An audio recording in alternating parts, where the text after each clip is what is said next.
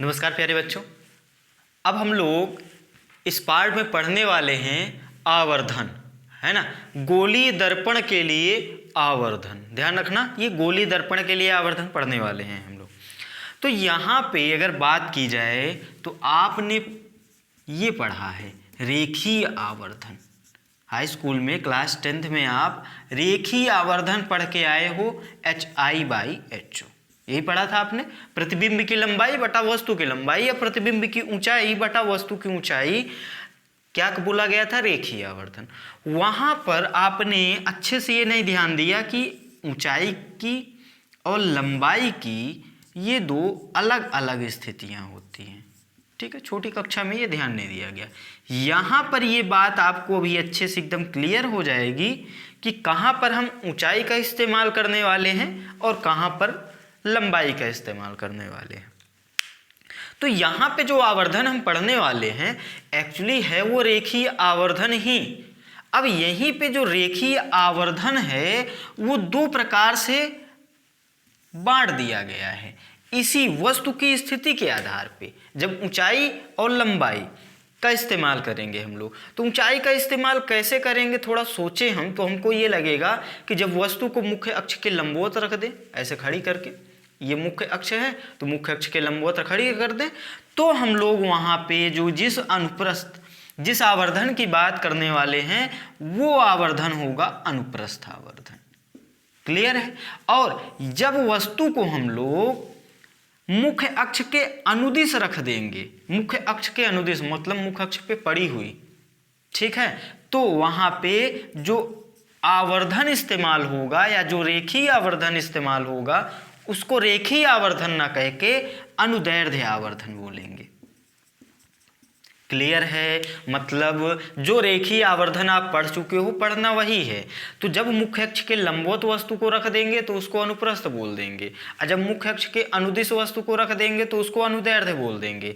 मतलब अगर हम अनुप्रस्थ आवर्धन की परिभाषा लिखना चाहें तो क्या लिखेंगे कि जब किसी वस्तु को, अच्छा एक बात ये भी ध्यान रखना है कि ये जो वस्तु होगी एक विमीय वस्तु होगी। एक विमीय वस्तु का मतलब ये है कि मान लो अगर ये वस्तु है कोई, तो देखो इसकी कुछ लंबाई होगी ऐसे और कुछ चौड़ाई होगी ऐसे, ठीक है। तो अगर हम बोल दें कि ये एक विमीय वस्तु है तो इसका सीधा सा मतलब ये होगा कि इसकी लंबाई की तुलना में इसकी चौड़ाई को हम नगण्य मानेंगे। बस इतना ही मतलब होगा। मतलब एक विमा होगी उसकी लंबाई। अगर चौड़ाई बड़ी होगी, अगर चौड़ाई इसकी बड़ी होगी तो हम लंबाई को नगण्य मानेंगे। क्लियर है ना। मतलब वही होगी, इसको बड़ा जो ऐसे रख देंगे, है ना। आप एक विमीय वस्तु का सीधा सा मतलब ये समझो, सिर्फ एक विमा ही कंसीडर करेंगे हम लोग। यहाँ पे बात करते हैं। हाँ, तो मैं कह रहा था अनुप्रस्थ आवर्धन की परिभाषा। तो जब रेखीय आवर्धन ऐसे लिखते हैं कि जब किसी एक विमीय वस्तु को मुख्य अक्ष के लंबवत रखते हैं तो रेखीय आवर्धन को अनुप्रस्थ आवर्धन या फिर पार्श्व आवर्धन कहते हैं। अनुप्रस्थ को ही पार्श्व बोला जाता है। क्लियर है। और यदि अनुदैर्ध्य की परिभाषा बोलनी हो तो आप बोलोगे कि जब एक विमीय वस्तु को मुख्य अक्ष के अनुदिश रखते हैं, अगर ये मुख्य अक्ष था तो वस्तु ये ऐसे रख दिया मार्कर को, तब जो रेखीय आवर्धन होगा उसको हम बोल देंगे अनुदैर्ध्य आवर्धन, ठीक है। और जब लंबवत रख देंगे ऐसे तो बोल देंगे अनुप्रस्थ आवर्धन। अब थोड़ा सोचो, अगर हम लोग लंबवत रखेंगे तो वहां पे ऊंचाई की बात करेंगे, और अगर लंबवत ना रख के अनुदिश रखेंगे तो लंबाई की बात करेंगे। सीधी सी बात है। क्लियर है। इतना आगे बढ़े, ठीक है। अच्छा इतना लिख लो। हाँ, आप अगर पीछे वाले पार्ट में आपको थोड़ा सा ध्यान हो, जब हम लोग गोलीय दर्पण के लिए अलग अलग स्थिति में बनने वाले प्रतिबिंब को देख रहे थे, हमने उत्तल दर्पण के लिए भी देखा था, अवतल दर्पण के लिए, तो वहां पर आपको ध्यान हो तो मुख्य अक्ष को हम लोग कैसे ले रहे, सॉरी मुख्य अक्ष को नहीं, वस्तु को हम लोग मुख्य अक्ष के लंबवत ले रहे थे या फिर बिंदु वस्तु ले रहे थे। अगर बिंदु वस्तु है तब तो बोलने की जरूरत नहीं है कि लंबवत है कि अनुदिश है, ठीक है। अगर मुख्य अक्ष के लंबवत बोल दिया जाएगा तो अनुप्रस्थ ले लो, अगर अनुदिश बोल दिया जाएगा तो अनुदैर्ध्य ले लो। इतना क्लियर है। कुछ ना बोले तो अनुप्रस्थ ही लेंगे, है ना। आप सवाल देखे भी होंगे, बोल दिया जाता है कि एक वस्तु मुख्य अक्ष पे लंबवत जो 3 सेंटीमीटर की है रखी है, तो यहाँ पे अनुप्रस्थ होगा। जब सवाल बोले एक वस्तु मुख्य अक्ष के अनुदिश रखी है 3 सेंटीमीटर की, ऐसा सवाल आपको अगर याद हो, आप किए हो, तो सुई को रख देते हैं। सवाल अभी कराएंगे हम लोग जब कॉन्सेप्ट पे आएंगे बारी बारी। क्लियर है ना। तो अब हम लोग पढ़ने वाले हैं अनुप्रस्थ आवर्धन। तो अनुप्रस्थ आवर्धन के लिए वस्तु को मुख्य अक्ष के लंबवत रखते हैं, पहली बात। और दूसरी बात कि अभी जितने भी हम लोग निगमन किए थे अलग अलग स्थिति में प्रतिबिंब के लिए, वहां अनुप्रस्थ ही ले रहे थे, क्योंकि वस्तु को मुख्य अक्ष के लंबवत रख के देख रहे थे। क्लियर है। तो जो अपना m का फार्मूला होगा आवर्धन, सीधा सीधा आवर्धन बोला जाए तो उसको भी आप अनुप्रस्थ ही मानना। ठीक है। अगर स्पेशली बोल दे कि मुख्य अक्ष के अनुदिश रखा है, तब अनुदैर्ध्य मानना है। इतना क्लियर है। तो यहाँ के लिए जो फार्मूला है वही जो पढ़ के आए हो आप, HI/HO, हाइट ऑफ इमेज मतलब प्रतिबिंब की ऊंचाई बटा वस्तु की ऊंचाई, अनुप्रस्थ है ना, बराबर माइनस का v बटा u। v क्या है? ध्रुव से प्रतिबिंब की दूरी, u क्या है? ध्रुव से वस्तु की दूरी। इसी को आगे बढ़ाएं तो होता है F/F माइनस u। इस फार्मूले का बहुत ज़्यादा इस्तेमाल किया जाता है जब आवर्धन, फोकस दूरी और u में संबंध होता है। इन तीनों में से कोई दो देकर तीसरा पूछेगा। इसी से मिलता जुलता एक फार्मूला होता है F-V/F। तो ये सारे फार्मूले आप लिख लो और याद कर लो। पॉज करो, जल्दी से कॉपी करो। चलो कर लिया। अब देखो, अभी पिछले वाले पार्ट में हम लोग ये देखे थे कि जब अवतल दर्पण द्वारा प्रतिबिंब का बनना देख रहे थे, तो प्रतिबिंब वास्तविक कभी बन रहा था, कभी आभासी बन रहा था, कभी उल्टा बन रहा था, कभी सीधा बन रहा था। तो वो तो स्थितियां आपको याद ही रखनी हैं, लेकिन एक तरीका होता है, उस तरीके के माध्यम से भी हम वस्तु कैसी है, मतलब वस्तु का प्रतिबिंब उल्टा बनेगा कि सीधा बनेगा, छोटा बनेगा कि बड़ा बनेगा, उस पर भी कमेंट कर सकते हैं। और वो तरीका क्या है? यही आवर्धन जो आप पढ़े हो। मतलब ये कि आवर्धन के माध्यम से हम ये बता सकते हैं कि वस्तु का प्रतिबिंब उल्टा बनेगा कि सीधा बनेगा। उल्टा मतलब मुख्य अक्ष के नीचे, सीधा मतलब मुख्य अक्ष के ऊपर। बड़ा बनेगा कि छोटा बनेगा। क्लियर है। तो अब देखो, इन दो फार्मूले का यूज करके, एक फार्मूला HI/HO और दूसरा फार्मूला माइनस का V/U। अभी जो फार्मूला आपने लिखा था उस फार्मूले के नीचे एक बात और लिख लो नोट करके आप, कि इस फार्मूले में इन सभी के मान चिन्ह सहित रखे जाएंगे। और चिन्ह कैसे रखेंगे? चिन्ह परिपाटी के हिसाब से। ठीक है। अब हम देख रहे हैं केस 1, और यदि है m ऋणात्मक, m < 0 मतलब 0 से छोटा मतलब ऋणात्मक, तो प्रतिबिंब कैसा बनेगा? उल्टा। याद कर लो। ये चिन्ह क्या बताता है कि यहां से ये भी सही है और यहां से ये भी सही है। मतलब यदि m ऋणात्मक होगा तो प्रतिबिंब उल्टा बनेगा, और यदि प्रतिबिंब उल्टा बना है तो m ऋणात्मक होगा। बात समझ में आ गई आपको? अब याद आ रहा होगा कि अवतल दर्पण में हम लोग वस्तु को कहीं भी लेते थे। कहीं भी का मतलब है कि फोकस से पहले फोकस तक, फोकस पर भी। तो यहाँ कहीं भी लेते थे तो प्रतिबिंब सदैव उल्टा बनता था। उल्टा बनने का मतलब मुख्य अक्ष के नीचे बनता था। क्लियर है इतना? अब इसको हम इन फार्मूलों की मदद से सिद्ध भी कर सकते हैं। कैसे? देखो, m बराबर HI/HO। इसमें हमने क्या कहा? आप चिन्ह के सही मान रखो। हमने ये भी कहा था पिछले वाले पार्ट में कि वस्तु को सदैव मुख्य अक्ष के ऊपर रखते हैं। इस पार्ट में भी बोल देता हूं, वस्तु को सदैव मुख्य अक्ष के ऊपर लेते हैं। अगर मुख्य अक्ष के ऊपर वस्तु को लेंगे मतलब H/O कैसा हो गया? पॉजिटिव। ठीक है। और अगर प्रतिबिंब मुख्य अक्ष के नीचे बन रहा है, जो कि हम पीछे किरण आरेख बनाकर देख भी चुके हैं अवतल दर्पण के लिए, जब वस्तु कहाँ रखी होती है? अनंत से लेके फोकस तक, तो प्रतिबिंब उल्टा बनता है। उल्टा बनने का मतलब मुख्य अक्ष के नीचे। और अगर मुख्य अक्ष के ऊपर वाली दूरी धनात्मक हो गई तो नीचे वाली दूरी कैसे हो जाएगी? ऋणात्मक। मतलब HI कैसा हो गया? ऋणात्मक। मतलब m बराबर नेगेटिव बटा पॉजिटिव। अब देखो, मान हमको नहीं लेना है, ये मान कुछ भी हो सकता है, हम चिन्ह देखना चाहते हैं। तो ऊपर चिन्ह ऋणात्मक नीचे धनात्मक, तो इन दोनों का अनुपात कैसा मिलेगा अपने को? ऋणात्मक। आ गया ना m ऋणात्मक, मतलब अगर m ऋणात्मक होगा तो प्रतिबिंब कैसा बन रहा है? उल्टा। कॉपी कर लो, पॉज करके कॉपी कर लो।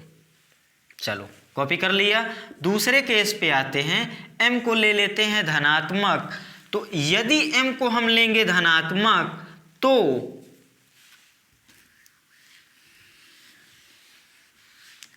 प्रतिबिंब बनेगा सीधा। याद कर लो, यदि m को धनात्मक मतलब 0 से बड़ा तो प्रतिबिंब सीधा बनेगा। अब सीधा बनने का मतलब क्या है? याद करो, जब अवतल दर्पण के लिए हम लोग वस्तु को फोकस और ध्रुव के बीच में रख देते थे तो प्रतिबिंब यहाँ पे आभासी बनता था, बड़ा बनता था, याद है? तो और सीधा बनता था। सीधा बनने का मतलब मुख्य अक्ष के ऊपर।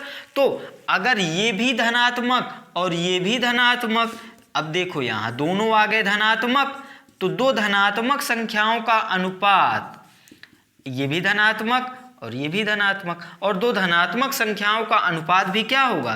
धनात्मक। तो m कैसा हो गया? धनात्मक। याद है? यदि अवतल दर्पण उत्तल दर्पण के लिए चेक करो आप, तो याद होगा, आप वास्तविक वस्तु कहीं भी ले लो, प्रतिबिंब सदैव सीधा बनता था, वस्तु से छोटा बनता था। पिछले वाली क्लास में आप पढ़ चुके हो, ध्रुव और फोकस के बीच बनता था। तो अगर वस्तु यहाँ लिए थे तो प्रतिबिंब ऐसा बना, प्रतिबिंब छोटा बनता है। याद तो होगा ये आपको। तो अब देखो, ये पॉजिटिव, दोनों पॉजिटिव, तो उनका अनुपात भी क्या? पॉजिटिव। तो m कैसा? धनात्मक। तो मतलब अगर प्रतिबिंब सीधा तो m धनात्मक, और अगर प्रतिबिंब उल्टा तो m ऋणात्मक। कॉपी कर लो, पॉज करो, कॉपी करो। ठीक है, चलो कर लिया, ओके।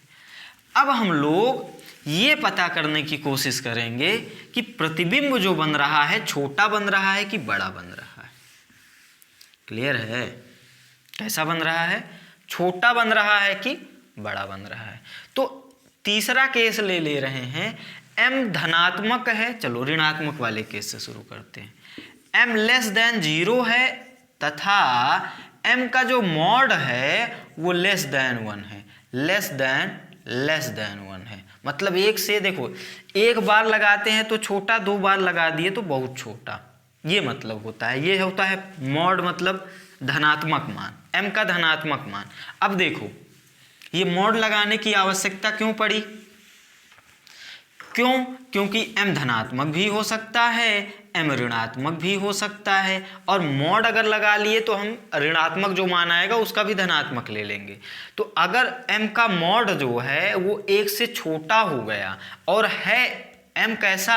ऋणात्मक, तो प्रतिबिंब कैसा बनेगा? देखो, m का वैल्यू, m का मॉड क्या है? लेस 1 है। तो m का फार्मूला क्या होता है? HI बटा HO, HI बटा HO।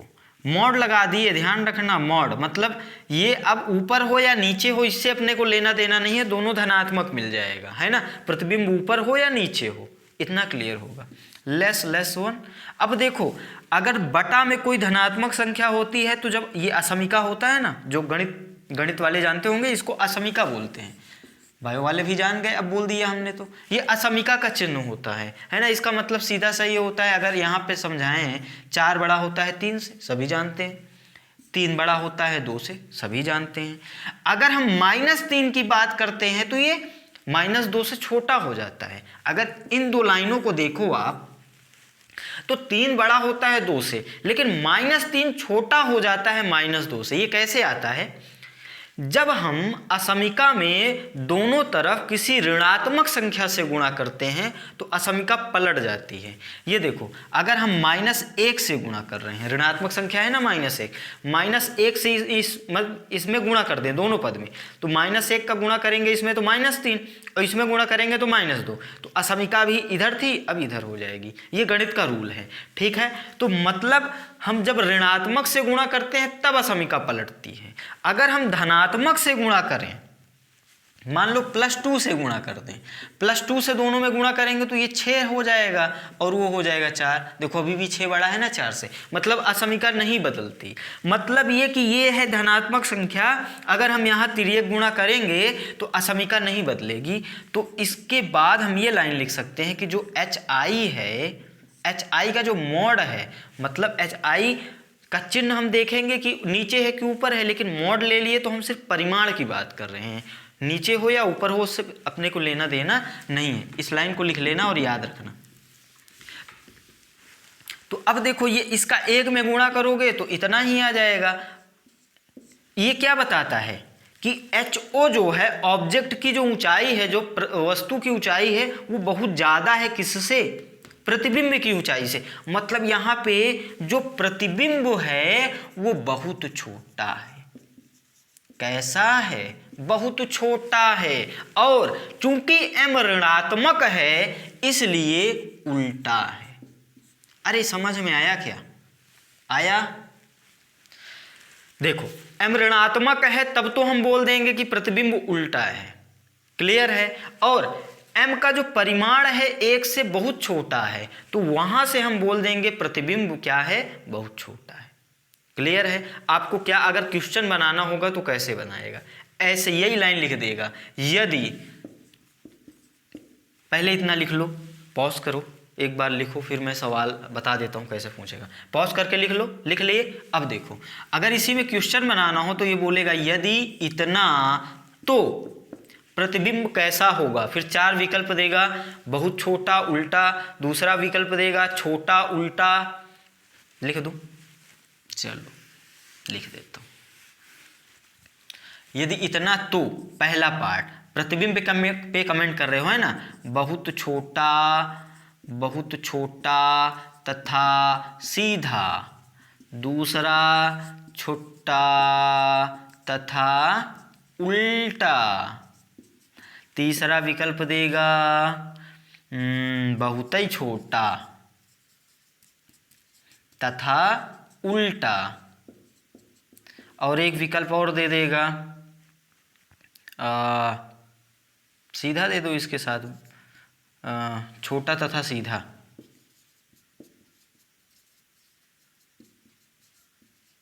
ठीक है, तो आपका विकल्प क्या होगा? बहुत छोटा और उल्टा।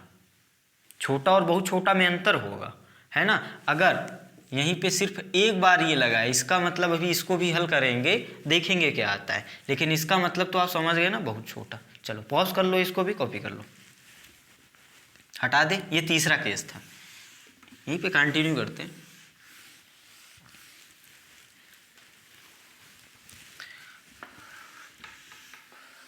समझ में आ गया होगा ये पार्ट आपको। देखो अब हम क्या कह रहे हैं कि ये जो m है ना, बहुत छोटा नहीं है 1 से। m मतलब m का परिमाण है ना, बहुत छोटा नहीं, लेकिन हाँ छोटा है लेकिन बहुत छोटा नहीं। एक बार मतलब छोटा है। तो अब यहाँ पे हम क्या बोलेंगे? सेम चीज देखो, m ऋणात्मक है तो यहाँ से सीधा सीधा बोल देंगे उल्टा प्रतिबिंब।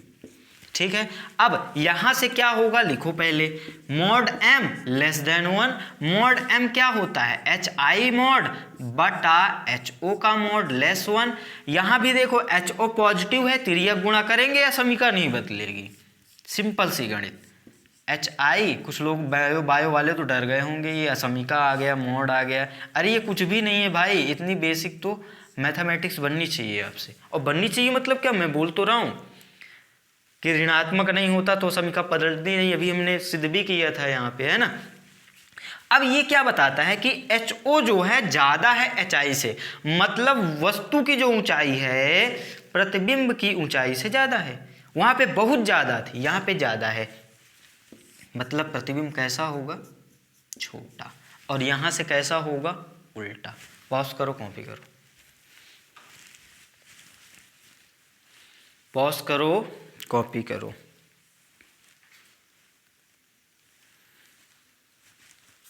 कर लिए? ये कौन सा केस था? ये शायद चौथा केस था, है ना। अब केस वगैरह देख लेना आप कौन सा होगा। नंबर आगे पीछे हो सकता है, उसमें क्या है यार। हटा दें इसको। चलो अब अगला केस ले लो, 5वां है शायद। तो इसमें देखो अब क्या है, m तो अभी भी ऋणात्मक है, लेकिन इसका जो मॉड है ना वो 1 से बड़ा हो गया। आप चाहो तो बहुत बड़ा कर दो, लो 2 बार मतलब बहुत ही ज़्यादा बड़ा, 1 बार मतलब बड़ा, है ना। तो यहाँ m ऋणात्मक है इसलिए तो बोल देंगे भैया उल्टा है। अब परिमाण की बात करो तो mod of m greater greater 1, तो मॉड m क्या होगा, मॉड hi मॉड बटा में o ग्रेटर ग्रेटर 1। ये धनात्मक है, तिर्यक गुणा कर सकते हो, असमिका नहीं बदलेगी, तो यहाँ से लिखेंगे mod of hi greater greater mod of ho। ये क्या बोलता है कि जो hi की ऊंचाई है उसका परिमाण, ध्यान रखना परिमाण उल्टा बनेगा, यहाँ से पता चला, क्लियर है ना। यहाँ से हम सिर्फ परिमाण देख रहे हैं। hi का जो परिमाण होगा, ऊंचाई का जो परिमाण होगा वस्तु से बहुत ज़्यादा है, बड़ा है, मतलब ये है कि ये प्रतिबिंब कैसा बन रहा है, बहुत बड़ा है। क्लियर है, कॉपी कर लो। छोटी सी बात है क्या, बहुत बड़ी बात है क्या, सिंपल सा मैथमेटिक्स ही तो लगा रहे हैं और क्या, इसमें फिजिक्स क्या है, छोटी सी कैलकुलेशन कर रहे हैं बस। पॉज करो, कॉपी करो, चलो कर लिया, अच्छी बात। अगला केस ले लो, अब बस यही केस खेल रहे हैं आप। लो 6 नंबर ले लो। अब यहाँ पे बहुत बड़ा ना करके 1 से बड़ा कर दो, तो अब यहाँ पे 1 से बड़ा, ये मॉड ऑफ m क्या होगा, मॉड ऑफ hi बटा मॉड ऑफ ho। ये है ग्रेटर 1 से, ये है धनात्मक, तिर्यक गुणा करेंगे, असमिका नहीं बदलेगी, यहाँ से हम बोलेंगे mod of hi greater than mod of ho। मतलब प्रतिबिंब की जो ऊंचाई है वस्तु की ऊंचाई से ज़्यादा है, बहुत ज़्यादा नहीं, ज़्यादा है, तो प्रतिबिंब कैसा बन रहा है, बड़ा बन रहा है, वस्तु की ऊंचाई से बड़ा ही तो है। पॉज करो, कॉपी करो, समझ में आ रहा होगा, ठीक है। कर लिया। अगला पार्ट, अब क्या करते हैं, ये ग्रेटर ग्रेटर ग्रेटर लो, बराबर नहीं ले सकते क्या, mod of m is equal to 1। अगला केस, तो अब देखो अभी भी m ऋणात्मक ले रहे हैं, m ऋणात्मक मतलब प्रतिबिंब उल्टा। अब ये जो बराबर है ये लो बराबर, ये लो बराबर, ये यहां जाएगा बराबर। ये क्या बताता है, ये बताता है कि प्रतिबिंब की ऊंचाई वस्तु की ऊंचाई के बराबर है। ये कब होता है, अवतल दर्पण में, और जब वस्तु रखी होती है वक्रता केंद्र पर। क्लियर है। एक सिंपल सा सवाल ऐसे भी पूछ सकता है कि ये स्थिति किस दर्पण के लिए मिलेगी, 4 विकल्प अगर दे, अच्छा बात है। ये दोनों एक साथ और 4 विकल्प दे रहा है। पहला विकल्प है अवतल दर्पण, दूसरा है उत्तल, तीसरा समतल को भी लाएं क्या पिक्चर में, लो समतल भी आ गया, समतल भी तो पढ़ चुके हो। नन ऑफ अबव, ये तीनों में से कोई नहीं, है ना। तो अब देखो m ऋणात्मक है और mod of m is equal to 1 है। आप याद करो उत्तल दर्पण के लिए हमेशा प्रतिबिंब कैसा बन रहा था, छोटा सा बन रहा था, है ना। वास्तविक वस्तु की बात कर रहे हैं, उत्तल दर्पण की बात कर रहे हैं। उत्तल दर्पण में जब वस्तु आप कैसका क्या ले रहे थे, वास्तविक, तो प्रतिबिंब आभासी बन रहा था, छोटा बन रहा था। क्लियर है ना। तो m तो 1 होने का सवाल ही नहीं उठता, मतलब वस्तु के जो प्रतिबिंब की जो लंबाई मिल रही थी वस्तु की लंबाई के तो बराबर मिल नहीं रही थी, तो ये तो स्थिति आएगी नहीं। हाँ, आप कहो कि समतल दर्पण के लिए स्थिति आती थी, समतल दर्पण के लिए hi बटा ho तो हर बार होता है, याद करो समतल दर्पण का गुण। लेकिन समतल दर्पण के लिए नहीं होता, m उसका ऋणात्मक नहीं होता, क्योंकि वस्तु भी ऊपर प्रतिबिंब भी ऊपर, मतलब दोनों पॉजिटिव, तो उसका m क्या होता है, पॉजिटिव। तो ये विकल्प नहीं होगा, ये भी नहीं होगा, अवतल होगा। हमने बताया भी वक्रता केंद्र पे रखते हैं, तो जितना वस्तु की लंबाई ऊपर उतने ही प्रतिबिंब नीचे। लिख सकते हो इसको, पॉज करके लिख लो। आगे बढ़ें, चलो बढ़ते हैं। तो ये थोड़ा ज़्यादा फील होगा तब जब पीछे वाले पार्ट को आप अच्छे से पढ़े रहोगे, सभी स्थितियों की में, कि कहाँ कैसे प्रतिबिंब बनता है, कब बनता है ना। तो अगर यहीं पे अब देखो मॉड की बात कर रहे हैं तो -1 तो ले नहीं सकते, ये तो गणित ही फेल हो जाएगी ना कि आप मॉड भी ले रहे हो -1 ले रहे हो, तो ये तो नहीं होगा। चलो समझ गए आप। अब यहाँ पर क्या करते हैं, अभी तक m को ऋणात्मक लेके जितने भी केस बनाए थे इधर, अब m को धनात्मक लेके सारे केस बना सकते हैं। तो सब में फर्क क्या होगा, अगर m धनात्मक हो जाएगा तो यहीं से एक सीधा सा फर्क ये पड़ेगा भैया, प्रतिबिंब सीधा बनेगा। बाकी ये जो m वाली स्थिति थी, ये सारी स्थितियां सेम उसी प्रकार चलेंगी। क्लियर है ना। चलो एक दो कर देते हैं, बाकी आप समझ गए। तो अगला केस क्या है कि m जो दिया गया है आपको कुछ ऐसे दिया है, m ग्रेटर जीरो मतलब जीरो से बड़ा मतलब धनात्मक, तो प्रतिबिंब कैसा बनेगा, सीधा। सिद्ध करो। क्योंकि m बराबर होता है HI बटा HO। अब देखो प्रतिबिंब सीधा बनने का मतलब ये होगा कि जो प्रतिबिंब है वो मुख्य अक्ष के ऊपर बनेगा। अरे तभी तो सीधा हुआ, बोलो। तो अगर मुख्य अक्ष के ऊपर बन रहा है मतलब ये दूरी धनात्मक, ये भी धनात्मक, तो ये भी कैसा, पॉजिटिव, ये भी कैसा, पॉजिटिव। और दो पॉजिटिव संख्याओं का अनुपात भी क्या मिलेगा, पॉजिटिव। मतलब m कैसा मिला, धनात्मक। मतलब वस्तु आभासी थी, सीधी थी, तो m कैसा मिला, धनात्मक। क्लियर है। यहीं से वो भी बात आप कर सकते थे कमेंट, जो यहाँ पे कैसा बनेगा, आभासी। पीछे वाले केस में कैसा बन रहा था, वास्तविक। उसको लिख लेना, मिस्टेक हो गया है ना, कि अगर m अगर ऋणात्मक होगा तो प्रतिबिंब वास्तविक बनेगा। क्यों, क्योंकि आवर्धन ऋणात्मक मतलब वस्तु ऊपर तो प्रतिबिंब नीचे, और अगर वस्तु ऊपर प्रतिबिंब नीचे तो अवतल दर्पण के लिए सारी स्थिति यहाँ पे याद कर लो, याद हो ही गई होंगी आपको। वास्तविक के लिए ही तो बनता था प्रतिबिंब उल्टा और मुख्य अक्ष के नीचे। ठीक है, तो यहाँ पर क्या होगा, सीधा बनेगा, मतलब आभासी होगा। क्लियर है। अब अगर m का मान बहुत छोटा है 1 से, चलो तो इसके लिए बस वही करना है, एक बस कराएंगे हम, बाकी सब आप कर सकते हो अपने से। अब इसको लिखेंगे हम लोग HI बटा HO मॉड, क्योंकि धनात्मक की बात कर रहे हैं, ये लेस 1 हो जाएगा, 1 से बहुत छोटा है। अब ये तिर्यक गुणा यहाँ करो तो ये होगा mod of HI mod of HO। अब ये क्या कह रहा है, HO जो है बहुत बड़ा है, मतलब प्रतिबिंब बहुत छोटा बनेगा। कैसा बनेगा, प्रतिबिंब बहुत छोटा बनेगा। कॉपी कर लो, पॉज करो और पॉज करके जल्दी से कॉपी कर लो।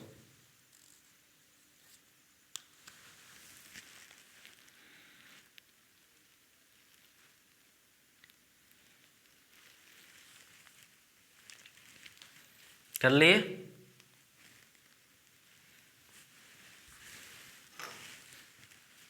चलो ये बता दूं बस प्रैक्टिस के लिए,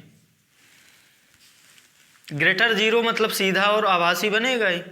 अब यहाँ पे ये -1 है, एक असमिका हटेगी, एक बचेगी।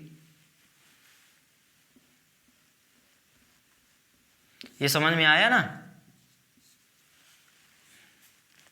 कॉपी कर लो।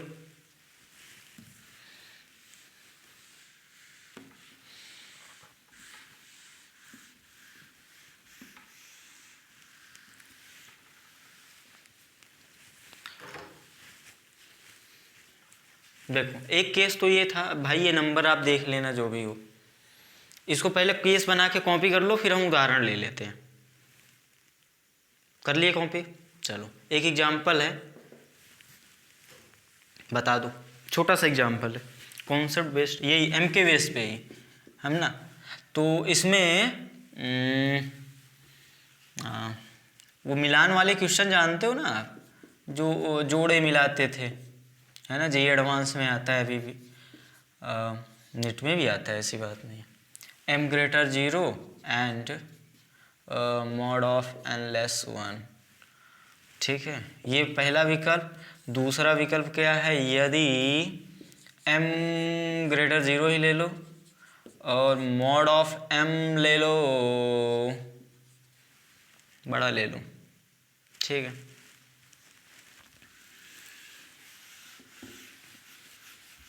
ये तो कर लिए थे ना कॉपी, कॉपी कर लिया करो पॉज करके, समझदार हो आप बाकी।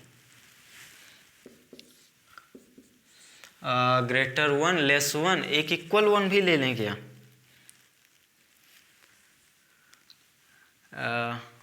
यहाँ पे तो मॉड की बात कर रहे हैं, मॉड हटा दें।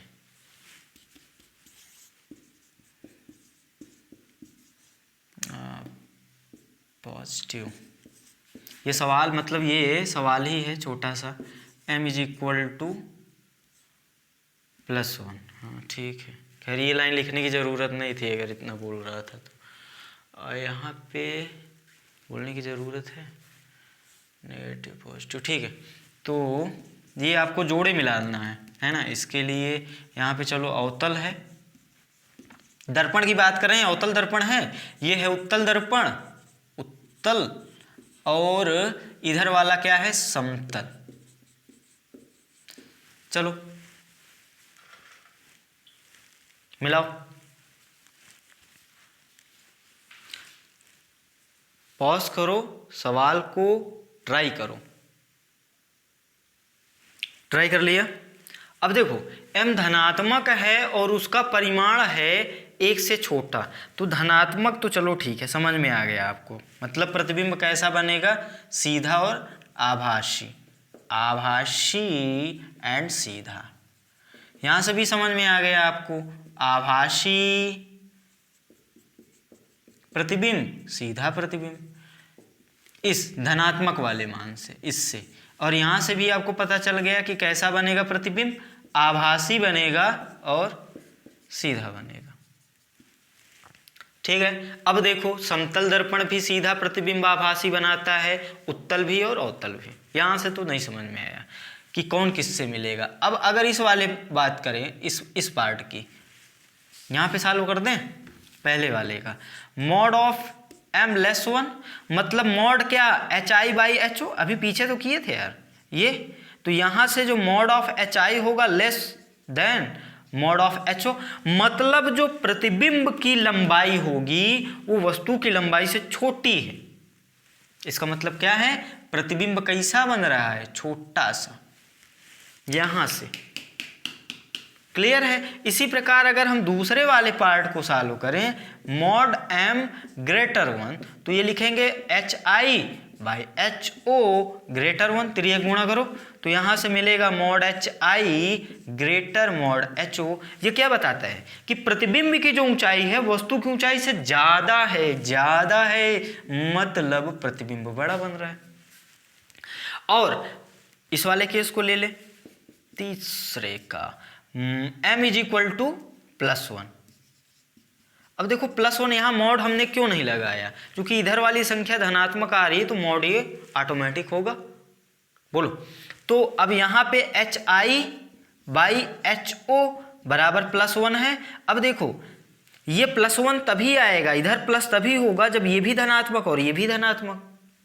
बात समझ में आ गई, इसलिए मॉड नहीं लगाया था। तो यहां से आपको क्या मिलेगा, hi बराबर ho। बात समझ में आई? तो hi बराबर ho मतलब क्या, प्रतिबिंब की लंबाई बराबर वस्तु की लंबाई। किसके लिए होता है, समतल दर्पण के लिए। मतलब ये वाला केस तो इसके लिए हो गया। ऐसे मिला दोगे आप, ऐसे ही तो मिलाते थे तीर लगा के। अब ये वाला पार्ट कहाँ सॉल्व किया हमने, यहाँ पे। ये क्या है, वस्तु बड़ा है, प्रतिबिंब छोटा है। याद करो, याद करो, उत्तल दर्पण के लिए कंडीशन होती थी ना, उत्तल दर्पण में जब आभासी प्रतिबिंब बनता था तो छोटा बनता था। और ये वाली कंडीशन किसके लिए है, अवतल दर्पण के लिए। अवतल दर्पण के लिए जो आभासी प्रतिबिंब बनता था वो वस्तु से बड़ा बनता था। कॉपी कर लो, समझ में आ गया होगा। तो कुछ भी नहीं है, बस आपको याद रखने हैं, कॉन्सेप्ट याद रखने हैं। और ये सिंपल सा ये फंडा, अगर ये नहीं लगाना चाहते, कुछ लोगों को तो यही समझ में आ जाता है, जिसको समझ में नहीं आता वो कैलकुलेशन कर सकता है। क्लियर है। चलो अब हम लोग आगे चलते हैं। तो हमने क्या सीखा अभी तक, हमने ये सीखा कि आवर्धन, जो कि 2 भागों में बांट दिया था, अनुप्रस्थ और अनुदैर्ध्य। अनुप्रस्थ की बातें ये चल रही है एक हिसाब से, क्यों, क्योंकि वस्तु को हम लोग सामान्यतया मुख्य अक्ष के लंबवत ही लेते हैं उसके कारण जो सीधा सीधा आवर्धन होता है उसको अनुप्रस्थ आवर्धन बोलने में कोई गलत नहीं है। बात समझ में आ गई। स्पेशली बोल भी दिया जाता है कि जो वस्तु है मुख्य अक्ष के लंबवत रखी गई है तो अनुदैर्ध्य अनुप्रस्थ अपने आप ले लेंगे। अगर स्पेशली बोलेगा कि मुख्य अक्ष के अनुदिश रखी गई है वस्तु तब फिर हम लोग अनुदैर्ध्य लेंगे, नहीं तो अनुप्रस्थ लेकर अपना काम करेंगे। बात समझ में आ गई। अब हमने ये भी देख लिया कि m का जो मान होगा, परिमाण होगा, उसके आधार पे और उसके चिन्ह के आधार पे हम ये बता सकते हैं कि प्रतिबिंब वास्तविक होगा कि आभासी होगा, छोटा होगा कि बड़ा होगा। क्लियर है? ओके। अब हम लोग कुछ छोटे छोटे सवाल करते हैं। बात समझ में आई? क्या करते हैं? सवाल। ये सवाल आपके सामने लिखा हुआ है। सवाल कह रहा है कि 5 सेंटीमीटर ऊंची वस्तु 30 सेंटीमीटर वक्रता त्रिज्या वाले उत्तल दर्पण के सामने 20 सेंटीमीटर की दूरी पर रखी है, तो प्रतिबिंब की स्थिति, प्रकृति, आकार बताना है। क्लियर है? तो देखो सवाल करने का तरीका ये होता है कि हम सवाल को पढ़ते चलते हैं और एक एक शब्द का जो मतलब होता है उसको यहाँ पे लिखते चलते हैं। देखो कैसे। 5 सेंटीमीटर ऊंची वस्तु मतलब HO कितना दिया है? 5 सेंटीमीटर। हमने कहा था आपको कि जो वस्तु होगी सदैव मुख्य अक्ष के ऊपर होगी, मतलब HO को सदैव पॉजिटिव। आगे बढ़ो। ऊंची वस्तु 30 सेंटीमीटर वक्रता त्रिज्या मतलब कैपिटल R है 30 सेंटीमीटर। अभी हमको चिन्ह देखना पड़ेगा, उसके लिए आगे बढ़ो। वाले उत्तल दर्पण, उत्तल दर्पण आया मतलब वक्रता त्रिज्या हो गई धनात्मक। 20 सेंटीमीटर की दूरी पर वस्तु रखी है सामने। सामने मतलब वास्तविक वस्तु। वास्तविक वस्तु मतलब U का मान माइनस का 20 सेंटीमीटर। माइनस क्यों लिखा? क्योंकि वस्तु सामने रखी है उत्तल दर्पण के। प्रतिबिंब की स्थिति, प्रकृति। स्थिति का मतलब V का परिमाण, कि दर्पण के सामने या दर्पण के पीछे कितनी दूरी पर रखी है। प्रकृति का मतलब उल्टा, सीधा, आभासी, वास्तविक। आकार का मतलब सीधा सीधा प्रतिबिंब की ऊंचाई। सवाल समझ में आ गया? मिटाते हैं इसे।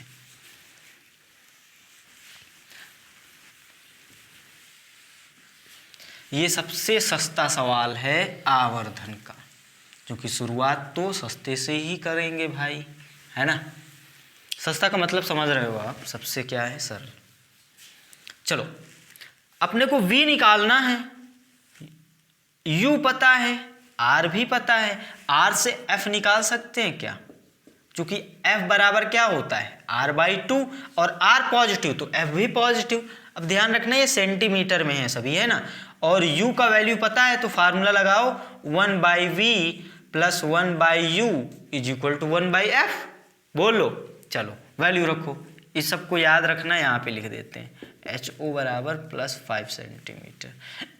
हमने क्या कहा था? इस चिन्ह में सभी के, इस फार्मूले में सभी के मान चिन्ह सहित रखेंगे और जो नहीं पता होगा उसको सेम रखेंगे। V नहीं पता है तो V को ऐसे रख दो बिना चिन्ह, मतलब जैसा है वैसा रख दो, +1/U।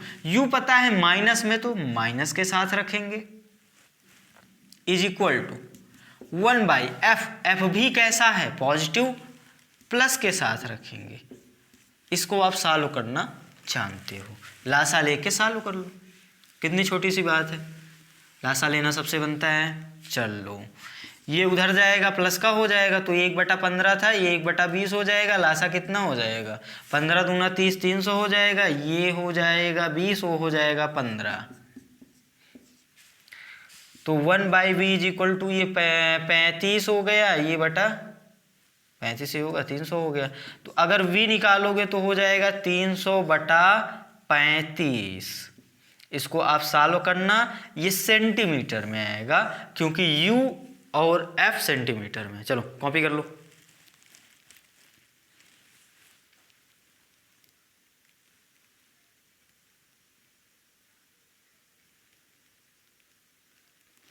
ये लगभग ये जो मान आ रहा है 8.6 है। लिखना चाहो तो लिख लो, अरे भाग तो दे लोगे यार। मान लो मैं नहीं दे दूँ, मुझसे नहीं बनता तो आपसे तो बनता है भाग। चलो आगे बढ़े। तो हाँ, स्थिति आप बता दोगे। देखो ये पॉजिटिव आ रहा है ना, जब हम दर्पण सूत्र का सवाल कर रहे थे तो हमने ये भी कहा था आपसे कि चिन्ह भी ध्यान रखना है भैया, पॉजिटिव आ रहा है कि नेगेटिव। पॉजिटिव का मतलब क्या है? पॉजिटिव का मतलब ये है दर्पण के पीछे। अच्छा ये उत्तल दर्पण था ना, उत्तल दर्पण बनाते हैं। मतलब अगर वस्तु यहां पे थी, कहां पे, 20 पे, तो इसका प्रतिबिंब पीछे बन रहा है 8.6 पे। ये अब पीछे बन रहा है मतलब सीधा बन रहा होगा। अभी हम आवर्धन निकाल के वहां से बता देंगे सीधा बन रहा है कैसा बन रहा है, लेकिन आभासी तो बन रहा है ना। पीछे बनने का मतलब आभासी, और उत्तल दर्पण सीधा ही प्रतिबिंब बनाएगा आभासी वास्तविक वस्तु के लिए। कॉपी कर लो जल्दी से, पॉज करो, कॉपी करो। चलो कर लिए। अब हम लोग इसी का निकालेंगे h(i), जिसके लिए वीडियो थोड़ा स्लो हो, स्पीड बढ़ा के देख सकते हैं, है ना। फार्मूला जानते हो, HI/HO =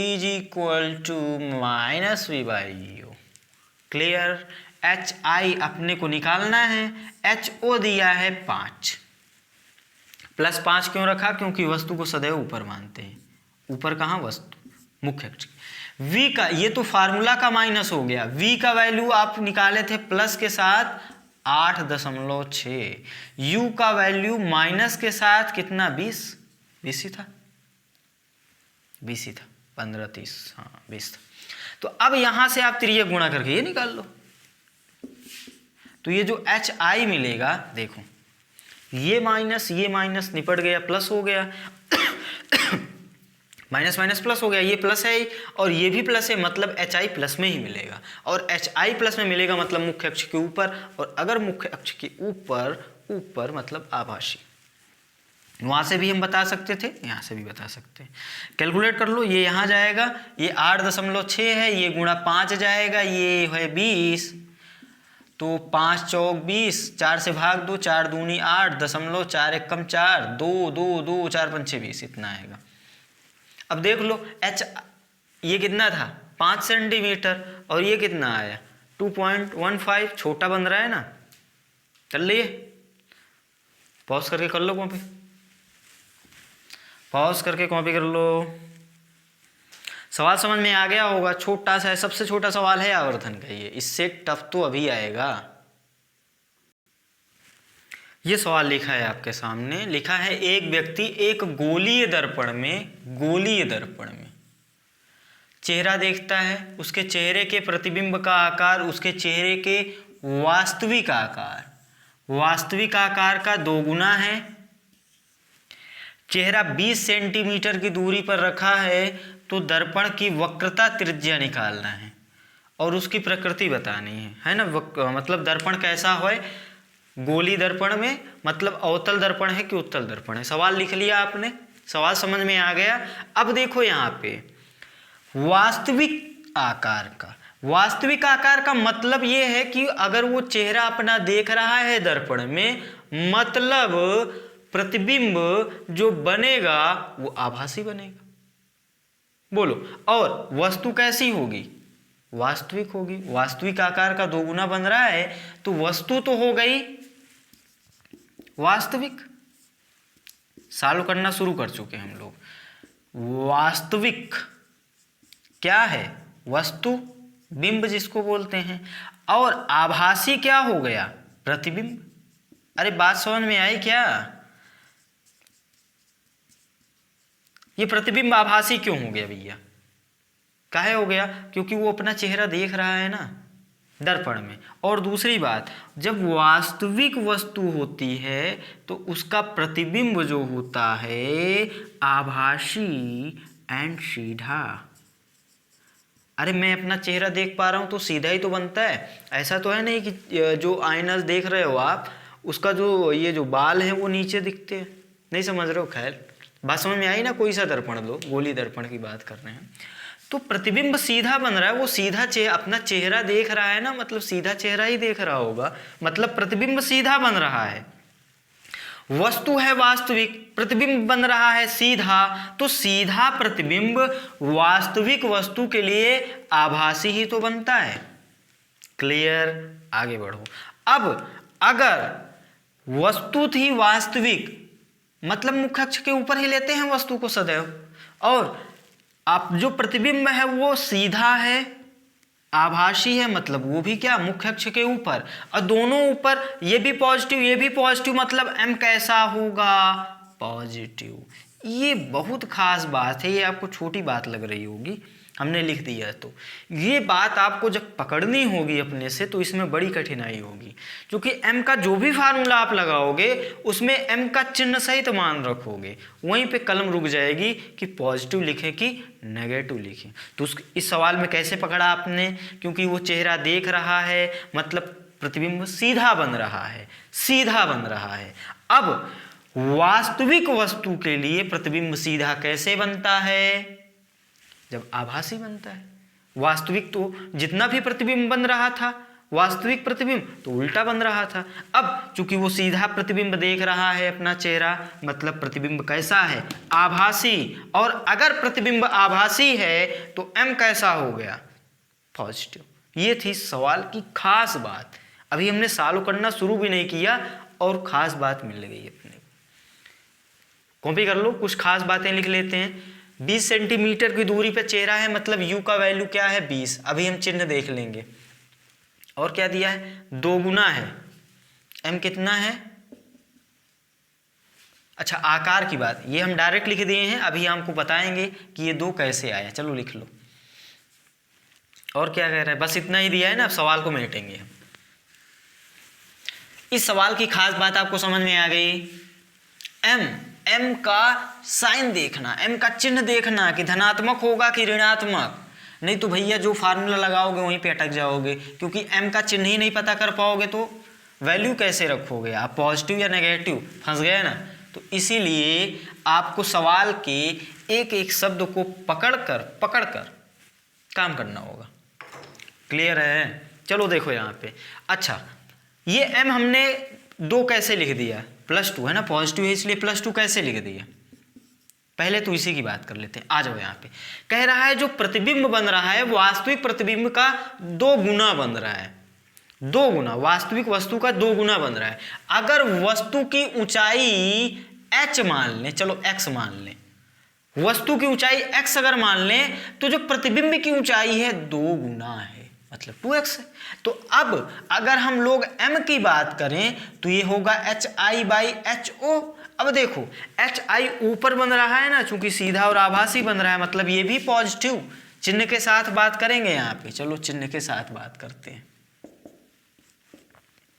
प्लस का x, प्लस का 2x, प्लस क्यों लगाया, क्योंकि ये आभासी सीधा बन रहा है, और वस्तु तो हम लोग मुख्य अक्ष के ऊपर लेते ही हैं, तो ये तो पॉजिटिव हो गई। तो ये हो गया प्लस का 2x, ये हो गया प्लस का x, तो वैल्यू कितना मिली, प्लस का 2, जिसको सीधा लिखना बनता है। ठीक है, अब यही हम 2 गुना करते हैं ना, तो 2 गुना मतलब जो फास्ट कैलकुलेशन करते हैं कहते हैं अच्छा 2 गुना, तो ये ऊपर 2 रहेगा, कट जाएगा, इतना आ जाएगा। क्लियर है? चलो इतना लिख लो। अब बताओ वस्तु है वास्तविक, अगर वस्तु वास्तविक है तो u का मान कैसा होगा, ऋणात्मक, दर्पण के सामने होगा ऋणात्मक। चलो यहाँ पे आए, निकालना क्या है अपने को, r, वक्रता त्रिज्या निकालनी है ना।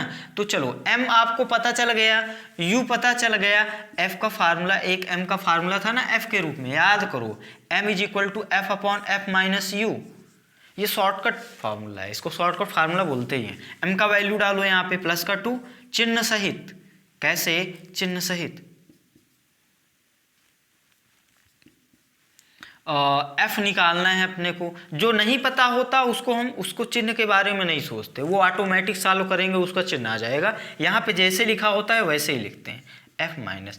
ये देखो ये माइनस है फार्मूले वाला, u का वैल्यू है -20, सॉल्व कर लो, या त्रिय गुणा तो बन जाएगा आपसे, इसमें करोगे तो आएगा प्लस का 2f, और ये माइनस माइनस प्लस हो गया, 2 का गुणा करोगे 40 आएगा, यहाँ से f आएगा, ये इधर जाएगा वो उधर जाएगा, 40 ही आया, पेज 2 40, ये इधर आके घट गया ना, 2f - f, f बचा और ये उधर गया -40, ओहो, माइनस आया ना अपने आप। और ये माइनस क्या बताता है भैया जी, जो दर्पण लिया है आपने वो अवतल है। आपको पूछा क्या था, वक्रता त्रिज्या, चलो आर भी निकाल दो, आर बराबर 2f, इसका दूना कर दो, माइनस का 80 सेंटीमीटर लगा दो। पॉज कर लो, कॉपी कर लो, कितनी छोटी सी बात है, कितनी छोटी सी बात है। पॉज करो, कॉपी करो।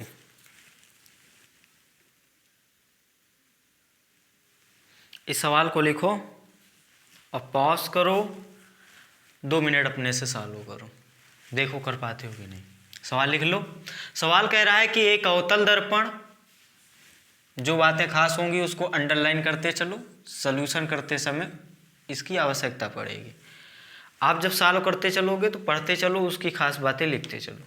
फोकस दूरी दिया है 20 सेंटीमीटर, उसके सामने वस्तु है, सामने प्रतिबिंब, वस्तु की स्थिति बताना है। अच्छा, वस्तु की स्थिति बताना है, u का वैल्यू बताना है, ताकि जो प्रतिबिंब है वस्तु के आकार से 2 गुना बड़ा बने।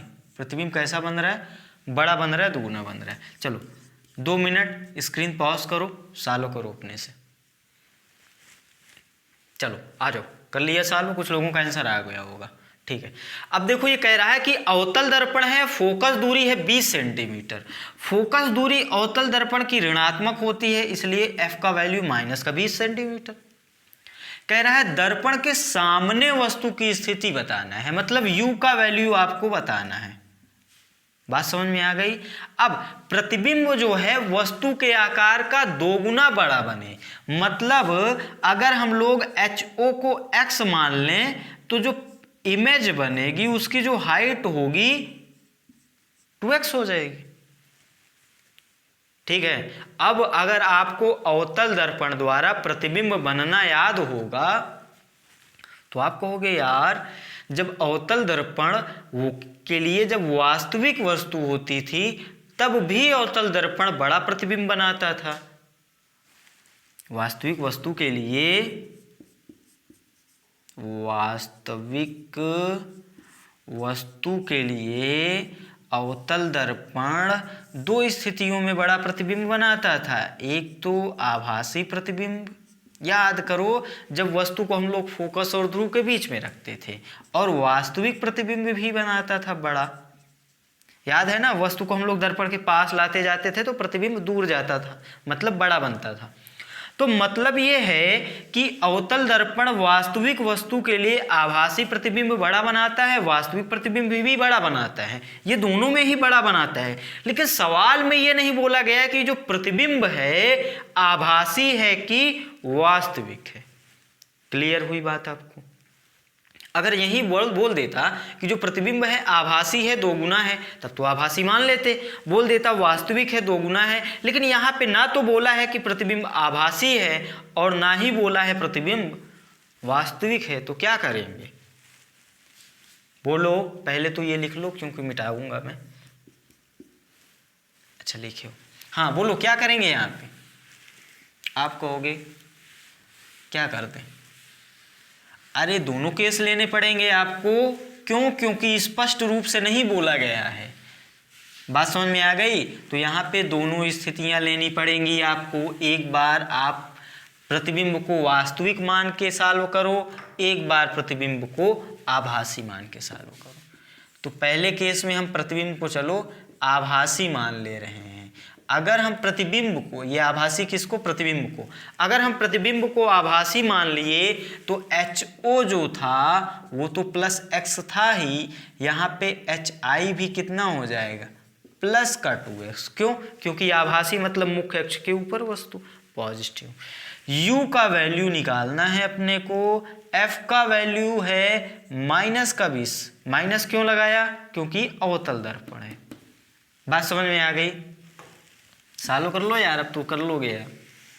पहले m निकालो और m बराबर फार्मूला लगा दो। ये भी नहीं पता है क्या? चलो m तो निकालो पहले। m बराबर होता है HI बाई HO। HI कितना है? प्लस का 2x। HO कितना है? प्लस का x। कितना मिला? प्लस का 2 मिला। m का चिन्ह बहुत ज़रूरी होता है पता करना। अब यदि m बराबर, आपको ध्यान हो, फार्मूला था -v/u, याद है। और देखो अभी इसी को अगर हम आगे बढ़ाएं तो m का वैल्यू मिला +2, माइनस v भी नहीं पता है, u भी नहीं पता है। जो नहीं पता होता उसको विदाउट चिन्ह मतलब सेम लिखते हैं। अब यहाँ से अगर हम तिर्यक गुणा करें तो ये u का यहाँ होगा और ये हुआ माइनस का v बराबर प्लस का 2u। और अगर इस माइनस को हम इधर ले जाएं तो v बराबर मिलेगा माइनस का 2u। लिख सकते हैं बिल्कुल। अब फार्मूला लगा दो दर्पण सूत्र, 1/v + 1/u is equal to 1/f 1/v। v का वैल्यू रखो u के रूप में, क्यों? क्योंकि u ही तो निकालना है। अगर v निकालना होता तो u का वैल्यू रखते v के रूप में, तो v का वैल्यू माइनस का 2u। अब देखो जो मान आया है वही रख रहे हैं, माइनस आया तो माइनस रखेंगे, प्लस आता तो प्लस रखते। u के बारे में अपने को कुछ नहीं पता इसलिए सेम रखेंगे। और 1/f का वैल्यू माइनस के साथ कितना दिया है अपने को 20। इसको सॉल्व कर सकते हो आप। चलो एक लाइन हम कर देते हैं, ये -2u को ऊपर ले जाओ, एक लाइन लिख दें। यार इतनी सिंपल कैलकुलेशन करवाते हो, आप कहोगे सर करवाता हूँ, अपने से करते हो। अब ये 2u और u का लासा लेना बनता है। इतना पॉज करो के कॉपी कर लो, फिर हम ऊपर चलते हैं। ऊपर चलने का मतलब यहाँ पे चलते हैं। पॉज करो, कॉपी कर लिए, पॉज करो कॉपी करो, चलो कर लिए। लासा लेके सॉल्व कर लो। इसका लासा कितना हो गया 2u, तो इससे भाग दोगे माइनस का 1 और u से भाग दोगे प्लस का 2, -1/20। ये माइनस नहीं प्लस का 1/2u is equal to minus, ये u यहाँ गया, ये यहाँ गया, मतलब माइनस का 10। u कितना मिला? मतलब ये है कि इस स्थिति के लिए दर्पण के सामने वस्तु कितनी दूरी पर रखोगे? 10 सेंटीमीटर की। बात समझ में आई? ये माइनस चिन्ह क्या बताता है? दर्पण के सामने। आंसर आ गया। पॉज करके कॉपी कर लो, पॉज करो कॉपी करो, कर लिया। चलो अब हम लोग दूसरे वाले पार्ट पे चलेंगे और प्रतिबिंब को कैसा मानेंगे? वास्तविक। ध्यान रखना ये खतरनाक सवाल है। सवाल देख के उसके एक एक शब्दों को पढ़ोगे तभी चीज़ें अच्छे से क्लियर होगी। इसको भी कॉपी कर लो, है ना। जब कुछ ना बोला जाए तो आप बेसिक चीज़ पे जाओ। जैसे यहाँ बोला नहीं गया था तो अवतल दर्पण द्वारा हम ये जानते हैं कि बड़ा प्रतिबिंब वास्तविक वस्तु के लिए बड़ा प्रतिबिंब आभासी भी बनता है और वास्तविक भी बनता है, इसलिए दोनों स्थितियाँ लेंगे। अब दूसरी स्थिति ले रहे हैं, प्रतिबिंब कैसा ले रहे हैं? वास्तविक। वास्तविक मतलब मुख्य अक्ष के नीचे, मतलब यदि HO है प्लस का x तो HI होगा माइनस का 2x। समझ में आई बात? ये ऋणात्मक क्यों? मुख्य अक्ष के नीचे चिन्ह परिपाटी के आधार पर m बराबर HI बटा HO वैल्यू रखो -2x बटा x माइनस का 2। m कैसा मिला? ऋणात्मक। m बराबर होता है माइनस का v बटा u। m का वैल्यू मिला माइनस का 2 बराबर माइनस का v बटा u। तिर्यक गुणा कर दो तो ये माइनस से माइनस कट गया। v का वैल्यू मिला प्लस का 2u। दर्पण सूत्र लगाओ, वहाँ पे वैल्यू यही रख दो, 1/v + 1/u is equal to 1/f। Value रखो 1/v का वैल्यू प्लस के साथ है, यहाँ पे प्लस के साथ मतलब जो दिया है कितना 2u।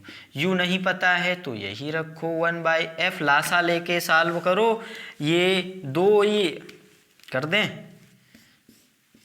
चलो हम भी लासा सीख ही लेते हैं। 1 + 2 इज इक्वल टू 1/, अच्छा f का वैल्यू भी डाल दो ना यार। कितना दिया था? -20। हाँ -20, ये -20 को यहाँ पहुँचा दो। अब ये देखो ये 3 हुआ तो यहाँ से u डायरेक्ट लिख दें। ये 3 ये यहाँ जाएगा, ये यहाँ जाएगा, 10 × 3 = 30। अब देखो इस बार ये जो u का वैल्यू मिला ना आपको प्लस मिला, सॉरी ये माइनस है ना, यहाँ पे माइनस ही आएगा, माइनस मतलब अब जो वस्तु है दर्पण के सामने ही 30 सेंटीमीटर पे रखनी पड़ेगी। तो पहले का आंसर कितना -10, इसका आंसर -30। पॉज करके कॉपी कर लो अच्छे से, फिर हम लोग आगे बढ़ेंगे। ये सवाल लिखो, ये नया सवाल है आपके सामने। कह रहा है एक प्रकाश पुंज किसी बिंदु पर 40 सेंटीमीटर फोकस दूरी, 40 सेंटीमीटर फोकस दूरी वाले उत्तल दर्पण के पीछे अभिसरित होता है। प्रतिबिंब की स्थिति प्रकृति बताना है। यदि ये बिंदु दर्पण से 20 सेंटीमीटर पीछे हो पहले वाले पार्ट में, दूसरे वाले पार्ट में दर्पण से 60 सेंटीमीटर। ऐसा सवाल हमने पीछे आपको कराया था।